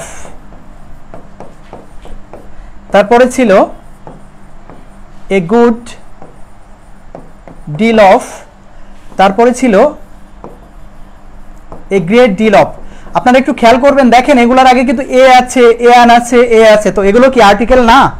এগুলো তো আর্টিকেল। তো আপনি দেখেন ডিটারমাইনারের ব্যবহার যত ভালো বুঝবেন, আপনার কনফিউজিং আইটেম আর্টিকেলের ডিফিকাল্টগুলো ভালো বুঝবেন। তো দেখেন এই সবগুলো আন্ডারলাইন করে লিখবেন আনকাউন্টেবল, এবং এরা সবাই প্রচুর পরিমাণ বোঝায়, প্রচুর পরিমাণ। আচ্ছা তাহলে আমি এগুলো একটু মুখে মুখে বলে দিই, কারণ এগুলো আসলে অত এক্সাম্পল দেওয়ার দরকার নেই, আপনি এমনিতেই বুঝবেন। দেখেন যদি আপনাকে প্রশ্ন করি অ্যান অ্যামাউন্ট অফ কি রাইট, মানে কি প্রচুর পরিমাণ চাউল, a good deal of right অথবা a great deal of rice, তাহলে প্রচুর পরিমাণ চাউল কি হবে? An amount of rice, a good deal of rice, a great deal of, same জিনিস। আবার যদি বলি প্রচুর পরিমাণে চিনি বা প্রচুর পরিমাণে ওয়াটার পানি, তাহলে an amount of water, a good deal of water, a great deal of water. আশা করি বুঝছেন। এখন আমরা ডিটারমাইনারে সংখ্যা এবং পরিমাণ বোঝাতে যেগুলো বসে সেগুলো আমরা ইনশাল্লাহ ক্লিয়ার করে নিলাম। এবার চলে যাব নেক্সট স্টেপে। আচ্ছা 2 নাম্বার লিখবেন কাছে দূরে, কাছে দূরে। ঠিক আগেরটার মতো করে এখানে ক্লোন দিয়ে জায়গা রাখবেন, কারণ আমরা কিছু একটা লিখব। আচ্ছা খুব ফাস্ট লিখবেন, একটু লিখবেন দিস কমা দিস, একটু দাগ দিয়ে লিখবেন প্রেজেন্ট, তারপরেটা লিখবেন দ্যাট এবং দোজ, এটা লিখবেন পাস্ট, এবং এখানে লিখবেন, আচ্ছা এটা দরকার নেই আমাদের, এটা হলে হচ্ছে। আচ্ছা কাইন্ডলি আপনারা লিখে ফেলবেন, কারণ লিখতে পারলে আমাদের বুঝতে টাইম লাগবে না। তো এক্সাম্পল লিখবেন I don't want this, that, this, those.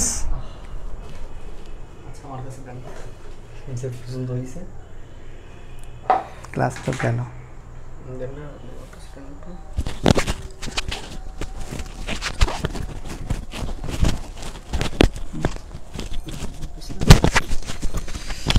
দুঃখিত প্রিয় ভাই বোন, আসলে আমাদের এখানে বিদ্যুৎ চলে গেছে, যার কারণে ক্লাসটা পরিপূর্ণভাবে শেষ হলো না। তো বেশি বাকি নাই, অল্প একটু বাকি ছিল। এটা দ্বিতীয় ক্লাসে পেইড ব্যাচে যখন স্যার ক্লাস নেবেন তখন অবশ্যই আপনাদেরকে ভালোভাবে শেখাই দিবেন ইনশাআল্লাহ, ঠিক আছে? তো প্রিয় ভাই বোন আসলে দুঃখিত, তারপরেও যে আপনাদের অনেকখানি শেষ করতে পেরেছে এটা একটা বড় বিষয়। আর স্যারের পরিচয়টা আপনারা একটু শুনে নেন। এবং এই ক্লাসের মধ্যে আমি দেখছিলাম যে আপনারা অনেকেই কমেন্ট করেছেন যে সাতক্ষীরায় তিনি কোথায় ক্লাস নেবেন, কালকে সরাসরি দেখা করতে চান। তো সেক্ষেত্রে স্যার আপনাদের সাথে একটু কথা বলে নিচ্ছেন, এটা আপনারা একটু শুনে নেন। আপনার নামটা সহ একটু ডিটেলস একটু বলুন। আসসালামু আলাইকুম। আসলে দুঃখিত আমরা সবাই, আপনারা কষ্ট করে ক্লাস করতেছিলেন, কিন্তু আসলে বিদ্যুতের জন্যে বিদ্যুৎ তো চলে গেল, আমারও খারাপ লাগতেছে, শেষ করতে পারলাম না তাই। তবে বেশি কিছু ছিল না, ইনশাল্লাহ টেনশনের কোনো কারণ নেই। ইংরেজি গ্রামার তো আমি আমার মতো করে আপনাদের মাথায় মগজে ঢুকাই দেবো ইনশাল্লাহ। তো টেনশনের কোনো কারণ নেই, দুঃখ নেওয়ার কোনো কারণ নেই। তো আমি হলো আগামীকাল সাতক্ষীরা ওই যে করিম মেস নিউ মার্কেট নারিকেল তলা থেকে যাওয়া যায় এবং সঙ্গীতার মোড় থেকেও যাওয়া যায় আর কি। তো ওইখান থেকে করিম মেসের সামনে ওরাকল বিসিএস, ওইখানে আমার আগামীকাল 9টা থেকে ক্লাস থাকবে, 11টা থেকে এবং 3টা থেকে, পরপর 3টা ব্যাচের ক্লাস থাকবে। তো আপনারা যদি কাইন্ডলি চান যে আসলে কোনো ফ্রি ক্লাসে করবেন, ওখানে যে ফ্রি ক্লাস করতে পারেন, অথবা চাইলে দেখা করে আসতে পারেন, কারণ আপনাদের এই যে কমেন্টেই দেখলাম কাউকে চিনি না। তো যদি দেখা করার ইচ্ছা থাকে কাইন্ডলি গেলে ইনশাল্লাহ সামনাসামনি দেখা হবে, এবং চাইলে ওইখানে আপনি পরপর 3টায় ফ্রি ক্লাস করতে পারবেন, সমস্যা হবে না। একটু মারুফ ভাইয়ের কথা বললেই হবে যে আমরা ওখান থেকে আসছি। আসসালামু আলাইকুম। আচ্ছা প্রিয় ভাই বোন, আসলে আজকে আমার এতটা ভাল লাগছে যে দেখেন আপনারা এখনও 1 ঘন্টা সামথিং ক্লাস, তারপরে 100 প্লাস ভাই বোনেরা কিন্তু এখনও আপনারা আছেন, তার মানে আপনাদের বোরিং লাগে নাই। সেই সমস্ত ক্লাসেই বোরিং লাগে যেটা হলো যে দেখবেন, খেয়াল করলে দেখতে পারবেন যে ওটা আপনার ভালো লাগছে না, আপনি দেখবেন যে ক্লাসের জনসংখ্যা কমে যায়। যেমন গতকালকে আমরা জব সলিউশন ক্লাস শুরু করেছি, আপনাদের ইনশাল্লাহ নেক্সট ডে যথাসম্ভব আমি স্যারকে ম্যানেজ করে চেষ্টা করব যে জব সলিউশন ক্লাসটা ইংরেজির জন্য নেওয়ার জন্য। আমার কথা হয়তো বা বুঝতে পেরেছেন। এবং একটা জিনিস খেয়াল করেছেন কিনা, বাংলাদেশে অনেক পেজে ক্লাস হয় এবং যারা আপনারা দেখবেন যে ওই স্লাইড থাকে, স্লাইড দেখে দেখে সবাই কিন্তু আসলে ক্লাস স্লাইড দেখে ক্লাস নেওয়া আর স্লাইড বিহীন ক্লাস নেওয়া এতটা সহজ বিষয় কিন্তু না, আপনারা যদি খেয়াল করে দেখে থাকেন। আরও বড় বিষয় হচ্ছে, আমি স্যারকে বলেছিলাম যে স্যার আমার কি হচ্ছে এখানে কোনো স্লাইড বানাই দিব কিনা, তো উনি শুধু বললো যে না আমি লিখে করাবো। এবং সব থেকে বড় বিষয় হচ্ছে, আমরা যখন ম্যাথ করি, ম্যাথের কিন্তু আসলে বই লাগে, আমাদের ম্যাথ মুখস্থ থাকলেও ম্যাথ বই না থাকলে কিন্তু আসলে হয় না। ঠিক তেমনইভাবে আপনার ইংরেজিতেও কিন্তু বই লাগে। কিন্তু আমি অবাক হয়ে গেছি যে স্যারের সাথে কোনো না একটা বই আছে, কোনো কিছুই নাই, অথচ তিনি ঢুকলেন আর 1 ঘন্টা একদম টোটালি কমপ্লিট করে দিলেন। আচ্ছা, ভালো ক্লাসে বোরিং লাগে না ভাই? আসলে ঠিক একদম বোরিং লাগেনি। আচ্ছা, আরও সময় হলেও থাকতাম স্যার। আচ্ছা, ক্লাস তো মাশাআল্লাহ মজাই ছিল, সময় কখন গেল বুঝতেই পারি নাই। আচ্ছা, থ্যাংক ইউ। আচ্ছা আসি ভাই, আচ্ছা বাকিটুকু আর শেখা হলো না। আচ্ছা, নোট জমা দেওয়ার লাস্ট ডেট হচ্ছে আগামীকাল সন্ধ্যা 6টা, আগামীকাল সন্ধ্যা 6টার সময়। জব সলিউশনে ইংরেজিতেও ক্লাস দিয়েন। আচ্ছা, ইনশাল্লাহ চেষ্টা করবো। হ্যাঁ, আজকে রাত 10টায় ক্লাস আছে, অবশ্যই রাত 10টায়, প্রতিদিন রাত 10টায় ম্যাথ ক্লাস হবে। কথা বুঝতে পারছেন? একটা জিনিস খেয়াল করেন ভাই, এই পাঠশালা গ্রুপ এবং আমি এমডি মারুফ হোসেন বলছি, যদি আমি এবং মুমিনুর রহমান ভাই একসাথে থাকতে পারি, বাংলাদেশে চাকরির পরীক্ষাতে ম্যাথ আর ইংরেজি ছাড়া তো কঠিন কিছু নাই, এই দুইটা তো সব থেকে কঠিন। আর এই দুইটা যদি আমরা যথাসম্ভব সুন্দরভাবে দিতে পারি আপনাদেরকে, তাহলে সেক্ষেত্রে আশা করছি সমস্যা হবে না। আর স্যারের ক্লাস তো আপনারা দেখলেনই, স্যার যদি এখন হোয়াইট বোর্ডেও ক্লাস নাই, আপনাদের ভালো লাগবে। কেন ভালো লাগবে? কারণ সে তো জানে, সে আপনাদেরকে শেখাতে পারবে, বোঝাতে পারবে। তো নেক্সটে যদি আপনার যেভাবেই ক্লাস হোক না কেন, সব কিছু। আচ্ছা, আমার মনে হয় মারুফ ভাই মজা করে লাইন বন্ধ করে দিয়েছে পেইড ব্যাচ না হওয়ার কারণে। না রে ভাই, এই কাজ কখনো আজ পর্যন্ত করি নাই, এখনো করবো না, এটা আপনি নিশ্চিত থাকেন। আচ্ছা, ইংলিশটা নিলে ভালো হয়েছে, ঠিক আছে। ম্যাথ ক্লাসের জন্য আপনি বেস্ট আমার কাছে ভাইয়া। আচ্ছা, মাশাআল্লাহ মাশাআল্লাহ, ভেরি গুড, খুবই সুন্দর। ইংরেজিতে জব সলিউশন অনেক ভালো হবে ভাই, আমি যথাসম্ভব চেষ্টা করবো বোন। এবং দেখি একটু জোরমোর করে যদি আপনাদের স্যারকে একটা বোর্ড কিনাই দেওয়া যায়, তাহলে তো আরও বেশি ভালো হলো। মনে করেন দুই ভাই মিলে সেই লেভেলের করে আপনাদেরকে ক্লাস করলাম আর কি, তাই না? 1 ঘন্টা হলে বুঝতেই পারলাম না। আচ্ছা, মাশাআল্লাহ মাশাআল্লাহ মাশাআল্লাহ, ঠিক আছে প্রিয় ভাই বোন। তবে আরেকটা কথা বলে রাখছি, আমার পার্সোনাল ব্যাচে যারা আছেন, প্রাইমারি পার্সোনাল ব্যাচ, আজকে কিন্তু ক্লাস হবে না, কারণ স্যারের সাথে আমি একটু সময় দিব এবং স্যারকে আগায় দিতে হবে, যেহেতু তার আবার কালকে সাতক্ষীরাতে ক্লাস রয়েছে, আজকে উনি চলে যাবেন। জি ভাই, আমি ইংলিশে 0। আচ্ছা, সমস্যা নেই ভাই, সমস্যা নেই। আচ্ছা, ঠিক আছে, এখনো তো আপনারা 90 জন আছেন। আচ্ছা, 0 থেকে হিরো করার দায়িত্ব স্যারের, স্যার এই কথাটা বললো, যাক মাশাআল্লাহ। আমরা নেক্সটে ইনশাআল্লাহ চেষ্টা করব, নেক্সটে আমার টার্গেট থাকবে যে আমরা ম্যাথ আর ইংরেজি জাস্ট এই দুইটা সাবজেক্টের কোনো কম্বাইন্ড ব্যাচ করা যায় কিনা। তবে সেটা এখন না, আগে যে কোর্সগুলো চলতেছে এটা পরিপূর্ণভাবে শেষ করব, তারপর নতুন কোনো কোর্স এখন আর শুরু হবে না। আচ্ছা ভাইয়া, ক্লাস ডিজিটাল বোর্ডে হলে ভালো লাগে। আচ্ছা, ঠিক আছে। স্যার কি জুমে ক্লাস নিবে? না না না না, জুমে ক্লাস নিবে না, এইভাবে লাইভ ক্লাস হবে। কথা বুঝতে পারছেন? লাইভ ক্লাস হবে। এবং আমাদের পরবর্তীতে আগামী সপ্তাহে আপনারা সবাই জানেন যে আমাদের 19তম শিক্ষক নিবন্ধনের ব্যাচ কিন্তু শুরু হতে যাচ্ছে, যেটা আমাদের জুলাই মাসের 1 তারিখ থেকে শুরু হবে। তো ওই ব্যাচে হচ্ছে স্যার পরিপূর্ণ ইংরেজির দায়িত্ব, 15টা ক্লাসের দায়িত্ব ওনার রয়েছে, 15টা ক্লাস উনি নেবেন। এবং 11 থেকে 20 গ্রেড রিটেন কোর্সে উনি এখানে ক্লাস নেবেন 8-9টা, এবং 8-9টা ক্লাসের মধ্যে উনি শেষ করে দেবেন রিটেনের জন্য যা যা লাগবে আর কি, ঠিক আছে। তো এই ছিল মোটামুটি কথাবার্তা, আর কোনো কথাবার্তা নাই প্রিয় ভাই বোন। পরে রাত 10টায় কারেন্ট আসলে ইনশাল্লাহ, কারেন্ট তো চলে এসেছে, শেষ করে দিবেন। আচ্ছা, আপনারা যদি তাহলে একটু সময় দিয়ে দেখেন, কারেন্ট কিন্তু চলে আসছে, একটু সময় দিলে স্যার বললো যে 10 মিনিটে শেষ করে দিতে পারবে, তো আপনারা একটু সময় দিবেন প্লিজ। কি করব, চালাবো? বলেন চালাবো কিনা? আমার সোনামানিক ভাই বোনেরা দ্রুত বলে ফেলতে হবে যে চালাবো কিনা, কারেন্ট তো চলে এসেছে। মনে হয় আপনারা দোয়া করছেন বেশি বেশি, আর আমি মনে করেন একটু গল্প করতে থাকি যদি কারেন্ট আসে। এটা শুধুমাত্র আপনাদের ভালোবাসার কারণে ভাই, আপনারা হয়তো ভাবেন কি যে ভালোবাসি না, আপনাদের অনেক ভালোবাসি। আচ্ছা, ক্লাস করবো ভাই। হ্যাঁ, বিদ্যুৎ অফিসে কল দেন, বিদ্যুৎ দিতে বলেন। হ্যাঁ, বিদ্যুৎ তো চলে আসছে রে ভাই, এটা এখন অন হতে যে সময়টুকু লাগে, কিন্তু 100 জন তো নাই। আচ্ছা, সমস্যা নেই, প্রায় তাও 60-70 জন আছেন। আচ্ছা ভাই, ক্লাসটা শেষ করে দেন। হ্যাঁ হ্যাঁ, অবশ্যই শেষ করে দিবে ভাই, শেষ করে দিবে। না হলে তো আপনাদের ওই যে দুজনকে তো ফ্রি আবার গিফট দিতে চাইছি একটা কোর্স, সুতরাং আপনাদের অবশ্যই এটা শুরু করেন ভাই। হ্যাঁ, শুরু করবো ভাই। আর 10টায় কিন্তু সবাই চলে আসবেন জব সলিউশন ক্লাস। ভাই, একাধিক গ্রুপ পেজ ফলো করা লাগবে না, আমি এখনো বলছি। আমার অনেক ভাই বোনেরা আছে যারা বাংলাদেশের বিভিন্ন নৌকায় পা দিয়ে বেড়ান। ভাই, আপনার তো 2 ঠ্যাং, আপনি এই 2 ঠ্যাং দিয়ে কতগুলো নৌকায় পা দিবেন? দয়া করে বলবো যে আগের মতো আমি আবার ফর্মে চলে এসেছি, আপনারা প্রেশার নিয়েন না। আমি 6 মাস একটু ব্যস্ততার জন্য ছিলাম, বাইরে ছিলাম। এই 6 মাস আমি আমার অফলাইন নিয়ে একটু ব্যস্ত ছিলাম, সব রকম ভাবে। অফলাইন এখন দাঁড়াই গেছে ভাই, আল্লাহর অশেষ রহমতে। আবার আমি আপনাদের ভালোবাসা টানে চলে আসছি। প্রতিদিন এখন থেকে ক্লাস পাবেন, আর কোনো কথা তো নাই। আপনাদের আকন্দ স্যার ক্লাস নিচ্ছে, সুপার লেভেলের ক্লাস নিচ্ছে না? আর কি লাগবে আপনাদের বলেন তো? এখন আমার জিকে টিচার ভালো, বাংলা টিচার ভালো, ইংরেজি ভালো, আর আমি তো মোটামুটি একটু শেখানোর চেষ্টা করি, হয়তো ভালো পারি না, যথাসম্ভব চেষ্টা করি ভাই। তাহলে ওইটা একটুখানি শেষ করে নেন প্লিজ। হ্যাঁ, আচ্ছা চালিয়ে যান ভাই, চালাই দেন। আচ্ছা ঠিক আছে, চালাই দিচ্ছি ভাই, চালাই দিচ্ছি, পেশার নাই। পোলাপানও অস্থির ভাই, বুঝছেন? মানে যদি একবার ভালো লেগে যায় না, তাইলে আর কোনো কাজ নেই। আর আমার ভাই বোন মানে তো বোঝেন, এই যে সবগুলোই আছে, তাহলে এখান থেকেই আপনি করে দিতে পারেন। কই তাই হবে না? এই তো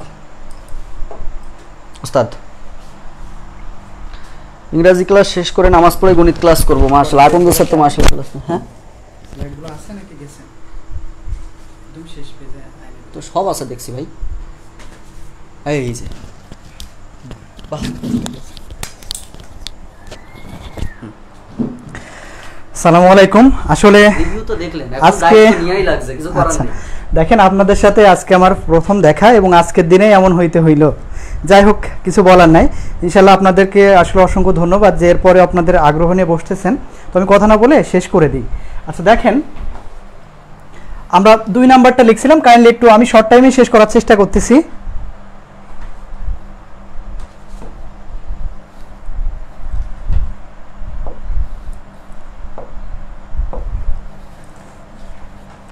আচ্ছা, আবার একটু কাইন্ডলি লিখবেন, আপনাদের বোধহয় লেখা আছে। আচ্ছা, 2 নাম্বারে লিখেছিলাম যে কাছে অবলিক দূরে, এটা একটু লিখবেন, লেখা আছে। তারপর আমি আবার একটু লিখলাম, এখানে ক্লোন দিবেন। এবং এখানে লিখছিলাম যে দিস এবং দিস, এটা লিখবেন প্রেজেন্ট। তারপরেরটা ছিল দ্যাট এবং দোজ, এটা ছিল পাস্ট।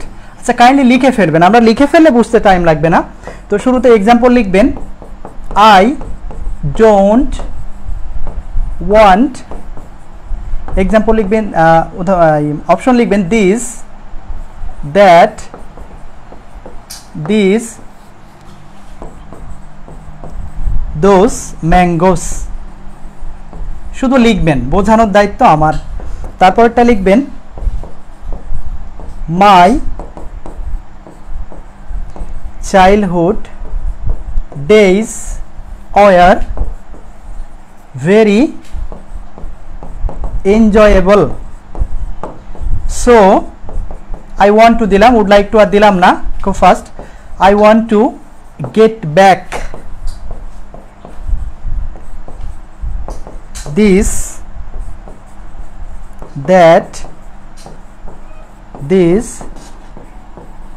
those days।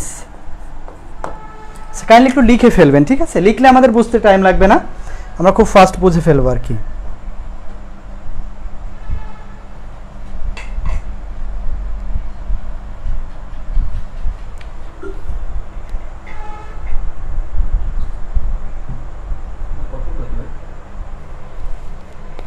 পাঁচ মিনিট হয়ে যাবে, সমস্যা নেই।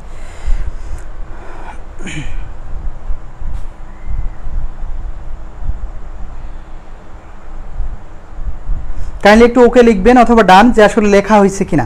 এবং দেখেন, এটা খুবই গুরুত্বপূর্ণ, ইম্পর্টেন্ট একটা টপিক, কাছে দূরে বোঝাতে যে ডিটারমাইনারগুলো বসে আর কি।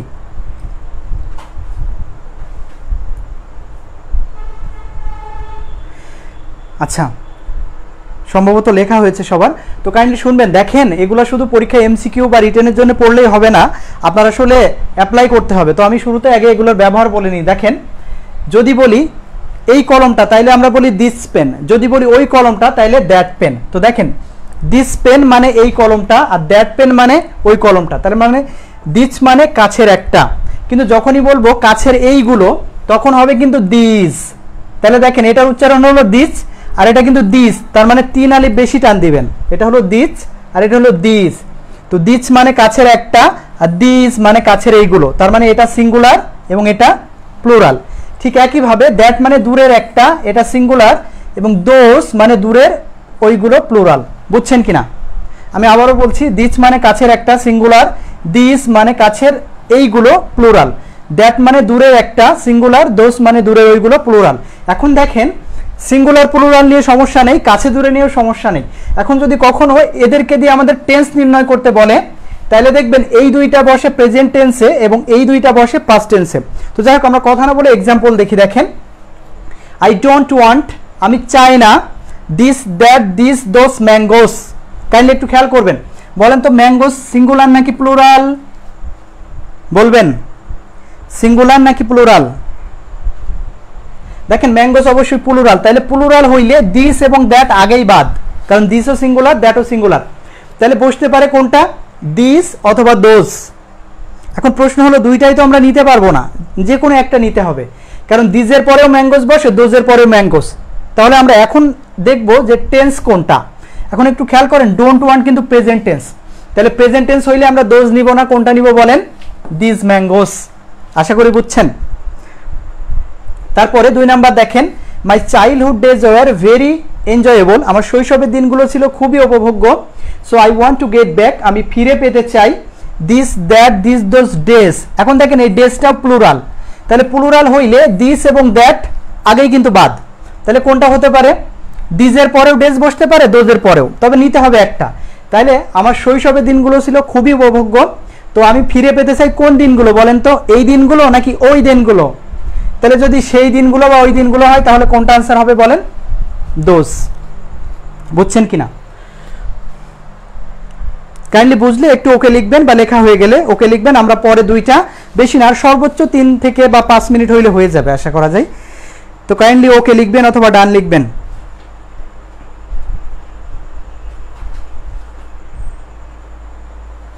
আচ্ছা, কোনো একটা টপিক যদি কাইন্ডলি না বুঝে থাকেন তাহলে সমস্যাটা আপনি মার্ক করে রাখেন, আমরা সামনে যত ক্লাস পাবো ইনশাল্লাহ সব কিছুই সলভ করার চেষ্টা করব।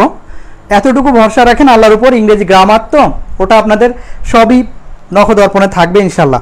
আচ্ছা, তো আমরা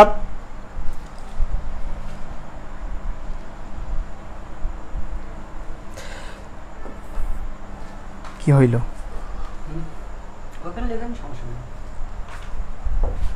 ব্ল্যাক নিয়ে নেব।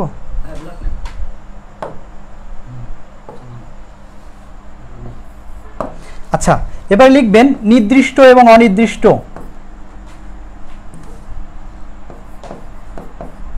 এই তো আমরা চলে আসছি, আর খুব বেশি টাইম লাগবে না, 3-4 মিনিটে শেষ হয়ে যাবে। লিখবেন নির্দিষ্ট এবং অনির্দিষ্ট। আচ্ছা দেখেন, এখানে আমরা খুব বেশি ব্যাখ্যা দিব না। দেখেন আমরা জানি এন কিন্তু অনির্দিষ্ট বোঝাতে, অর্থাৎ অনির্দিষ্ট কোনো নাউনকে ইঙ্গিত করতে এন ব্যবহৃত হয়। আর দা কিসের জন্য বলেন? নির্দিষ্ট। যেমন আমরা মুখেই বলেছিলাম, এই এক্সাম্পলটা আমরা লিখবো না, একটু কাইন্ডলি শুনবেন। সেটা হলো, যদি বলি গিভ মি এ পেন, আমাকে একটি কলম দিন। আচ্ছা, কেউ কি বলতে পারবেন যে আসলে কোন কলমটা দিন? যে কোনো একটা, মানে অনির্দিষ্ট। কিন্তু যখনই বললাম গিভ মি দা পেন, ওই কলমটিই দিন, তাহলে দেখেন দা কিন্তু নির্দিষ্ট করে বোঝাচ্ছে। তো এগুলো নিয়ে ডিটেলস ক্লাস তো থাকবেই আর্টিকেলের।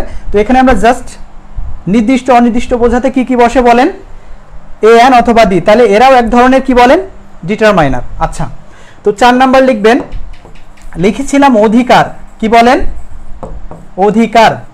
তো এখানেও ক্লোন দিয়ে জায়গা রাখবেন, কারণ আমরা কিছু একটা লিখবো। এখন দেখেন, আমরা আমাদের কোনো কিছুর অধিকার বা মালিকানা বোঝাতে কি ব্যবহার করি? Single possessive. আপনাদের মনে আছে বোধহয়, যেমন আমার অধিকার বোঝাতে ব্যবহার করি মাই, আপনার অধিকার বোঝাতে ইওর, কোনো ছেলে তার অধিকার বোঝাতে হিজ, কোনো মেয়ের অধিকার বোঝাতে হার, তারপরে এটার বোঝাতে ইটস, আমাদের বোঝাতে আওয়ার, তাদের বোঝাতে দেয়ার। তো দেখেন এইগুলা নাউনের আগে বসে কি নির্দেশ করে দেখেন। যদি আপনি ভারতে যান, ইন্ডিয়ায় যে কি বলতে পারবেন? Our country? পিটাবে না, বলেন কি বলবেন? This is your country. এবার বর্ডার থেকে ক্রস করে নিজের দেশে এসে কি বলবেন? This is our country. তো দেখেন, আবার যদি বলি এই ফোনটা কার, তো বললাম দিস ইজ মাই ফোন, তার মানে এটা আমার ফোন। কিন্তু যখনই বললাম দিস ইজ ইওর ফোন, ফোনটা কিন্তু আর আমার নাই, মালিকানা চেঞ্জ। তাহলে ইওরটা কি নির্দেশ করে? আপনার অধিকার, মাইটা আমার অধিকার। কিন্তু যখনই বললাম দিস ইজ হার ফোন, ফোনটা কিন্তু আমার এবং আপনার কারোরই না, তার ফোন হয়ে গেছে, তাই না? ধরে নেন সি বিচে ওয়াইফ নিয়ে বেড়াতে গেছেন, কোনোভাবে যদি বলে ফেলেন দিস ইজ হিজ ওয়াইফ, বউ কিন্তু হাত ছাড়া। বুঝছেন কিনা? যাই হোক, তাহলে এরা কি নির্দেশ করে বলেন? নাউনের আগে বসে আমার আপনার বা কারোর অধিকার নির্দেশ করে। তো আমি শুরুতেই সংজ্ঞা আকারে বলেছিলাম, নাউনের সংখ্যা বা পরিমাণ, নাউনটা কাছে নাকি দূরে, নাউনটা নির্দিষ্ট নাকি অনির্দিষ্ট, এই কয়েকটা জিনিস বোঝাতে নাউনের আগে যা যা বসে তাই তাই ডিটারমাইনার। তো আমরা শুরুতেই কিন্তু সংখ্যা বা পরিমাণ বোঝাতে কোন কোন ডিটারমাইনার বসে লিখে নিয়েছিলাম। কাছে দূরে বোঝাতে দিস দ্যাট দোস এগুলা লিখছিলাম, নির্দিষ্ট অনির্দিষ্ট বোঝাতে আমরা জানি এগুলা বসে, আর অধিকার বোঝাতে এগুলা। তার মানে এরা সবাই কি বলেন তো, এরা সবাই কি বলেন, এরা সবাই কিন্তু কি ডিটারমাইনার। কাইন্ডলি একটু লিখবেন, এরা সবাই কিন্তু কি ডিটারমাইনার। তো শুরুতেই লিখেছিলাম, আমি একটু রিকল করি, লেখা ছিল সংখ্যা বা পরিমাণ, এখানে ক্লোন দিয়ে রাখছিলাম। তারপরে 2 নাম্বার লিখছিলাম কাছে বা দূরে। আচ্ছা, কাইন্ডলি আপনারা একটু ব্যাক পেজে যাবেন, কাইন্ডলি একটু ব্যাক পেজে যাবেন, কারণ যেখানে আমরা সংখ্যা বা পরিমাণ লিখছিলাম, কাছে দূরে ক্লোন দিয়ে রাখছিলাম, নির্দিষ্ট অনির্দিষ্ট অধিকার এখানে তো আছেই। তো আমি একটু ফার্স্ট শেষ করে দিচ্ছি, একটু মনোযোগ দিয়ে শোনেন যে সংখ্যা বা পরিমাণ বোঝাতে কোন কোন ডিটারমাইনার বসে, many, much, few, little, a lot of, some, any, many, no এগুলা। আর কাছে দূরে বোঝাতে কোনগুলা বলেন, দিস, দ্যাট, দোস এগুলা। অধিকার নির্দিষ্ট অনির্দিষ্ট বোঝাতে কারা বলেন, এ অ্যান্ড দি এগুলো আমরা জানি, এবং অধিকার বোঝাতে মাই, ওর, হিজ আর এরা। এখন দেখেন এরা সবাই কিন্তু ডিটারমাইনার বা নির্দেশক, এবং এরা নাউনের বসে নাউনের পূর্বে বসে কিছু না কিছু নির্দেশ করে, তাই এদের নাম হয়েছে ডিটারমাইনার। এবার একটু খেয়াল করে শুনবেন, যে সকল ডিটারমাইনার নাউনের আগে বসে নাউনের সংখ্যা বা পরিমাণ নির্দেশ করে তাদেরকে বলে কোয়ান্টিফায়ার। কি বলে বলেন, কোয়ান্টিফায়ার। দেখেন ওইখানে ক্লোন দিয়ে জায়গা রাখতে বলছিলাম শুধু এই কারণেই। আপনি ব্যাক পেজে যে শুরুতে ওইখানে একটু লিখে ফেলবেন, সংখ্যা বা পরিমাণের পাশে কি লিখবেন, কোয়ান্টিফায়ার। তারপরে দেখেন কাছে দূরে লিখতে এখানে ক্লোন দিয়েছিলেন, এখানে লেখা ছিল দিস, দ্যাট, দোস, এদেরকে বলে ডেমনস্ট্রেটর। কি বলে বলেন, আচ্ছা বলেন তো, পরিচিত লাগছে না সবগুলা? সব কিন্তু আপনাদের জানা। আচ্ছা, তারপরে দেখেন নির্দিষ্ট এবং অনির্দিষ্ট বোঝাতে যে সকল ডিটারমাইনার ব্যবহৃত হয় তাদেরকে বলে কি, আর্টিকেল। তারপরে যে সকল ডিটারমাইনার নাউনের আগে বসে অধিকার নির্দেশ করে তাদেরকে কি বলে, পসেসিভ। জাস্ট আমি 1 মিনিট কথা বলেই ক্লাস শেষ করে দিব ইনশাল্লাহ। আচ্ছা,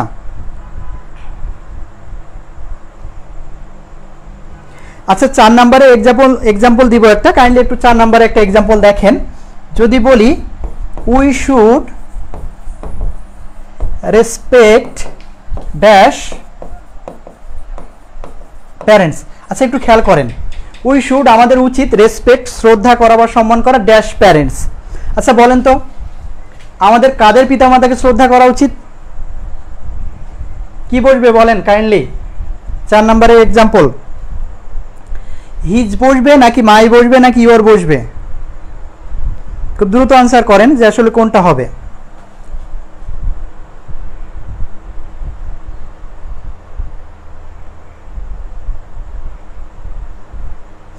আপনাদেরকে বলে দিই, যদি কখনো পসেসিভ বসতে চাই, এই যে মাই, ওর, হিজ আর, তারা এরা সব সময় অ্যান্টিসিডেন্টকে নির্দেশ করে, অর্থাৎ পূর্বের সাবজেক্টকে।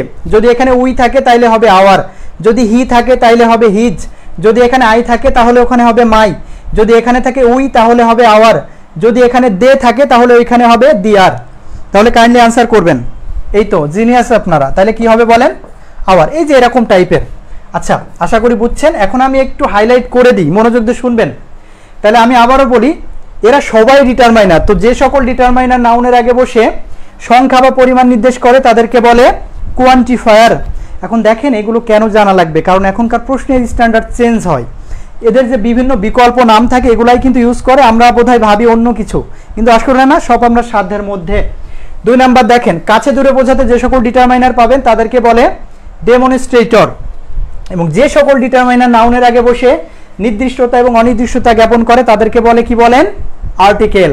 কাইন্ডলি একটু আর্টিকেলের সংজ্ঞা দেন, বলেন তো সবাই, কি বলেন তো? এ অ্যান্ড দিকে আর্টিকেল বলে, পড়ছেন না সবাই? বলেন, মনোযোগ দিয়ে শুনবেন। এ অ্যান্ড দিকে আর্টিকেল বলে, এই সংজ্ঞাটা শুধু 100% না, 200%ই ভুল। একটু মনোযোগ দিয়ে শুনবেন। এবং এটা কিন্তু কোনো বিদেশি লেখক বা কোনো ইংরেজ লেখে নাই, আমাদের বাঙালি লেখকরা লিখছে এ অ্যান্ড দিকে আর্টিকেল বলে। তো আপনাদের একটা ইনফরমেশন দিই, দেখেন যদি আপনাকে জিজ্ঞেস করি নদী কাকে বলে, আপনি কি বলবেন? পদ্মা, মেঘনা, যমুনাকে নদী বলে? তাহলে তো সংজ্ঞা সহ এক্সাম্পল, মানে এক্সাম্পল সহ সংজ্ঞা। তাহলে কি বলবেন, যে এমন কোনো জলাশয় বা ওয়েটল্যান্ডস যার সমুদ্রের সাথে সম্পৃক্ততা আছে এবং যেখানে জোয়ার ভাটা হয় তাকে বলে নদী, যেমন পদ্মা, মেঘনা, যমুনা। তাহলে আর্টিকেলের বেলায় কেন উল্টো হবে, যে অ্যান্ড দিকে আর্টিকেল বলে? তাহলে আর্টিকেলের সংজ্ঞাটা কাইন্ডলি একটু নিজেরা যখন পড়বেন এবং কাউকে পড়াবেন তখন আর্টিকেলের সংজ্ঞাটা লিখবেন এমনভাবে যে সকল ডিটারমাইনার নাউনের আগে বসে ওই নাউনের নির্দিষ্টতা বা অনির্দিষ্টতা জ্ঞাপন করে তাদেরকে বলে আর্টিকেল। এবং আর্টিকেল হলো দুই প্রকার, একটা হলো ইনডিফিনাইট মানে অনির্দিষ্ট, যেটা হলো এন, এবং আরেকটা হলো ডেফিনাইট অর্থাৎ নির্দিষ্ট, যেটা হলো দি। আশা করি বুঝছেন। এবং অধিকার বোঝাতে যে সকল ডিটারমাইনার বসে তাদেরকে আমরা বলি পসেসিভ। তো যাই হোক, আমি ক্লাস শেষেই ক্ষমা চেয়ে নিচ্ছি যে আসলে ক্লাসটা বোধহয় আরও একটু সুন্দর করে বোঝালে ভালো হতো। তো আমি চেষ্টা করবো ইনশাল্লাহ নেক্সট ক্লাস থেকে আপনাদের মনের মতো করে ক্লাস নেওয়ার জন্য, এবং আপনারা এই লেখাগুলো নোট ডাউন করবেন এবং মারুফ ভাইয়ের কাছে অবশ্যই জমা দিবেন। এবং যেটা বললাম যে প্রশ্নের প্রবলেমগুলো অবশ্যই দাগায় রাখবেন, আর টেনশন নেওয়ার কোনো কারণ নাই, কিছু মিসিং হইলে হোক, সমস্যা নাই, ইনশাল্লাহ আসি। তো দেখবেন ইনশাল্লাহ আমরা নেক্সট ডে ভালো কিছু করার চেষ্টা করব। তো আজকের ক্লাস এ অবধি শেষ করছি, হয়তো দেখা হবে নতুন কোনো টপিকস নিয়ে নতুন কোনো ক্লাসে। ততদিনে ভালো থাকবেন, আর এমনিতে না পারলে জোর করে ভালো থাকবেন। আসসালামু আলাইকুম।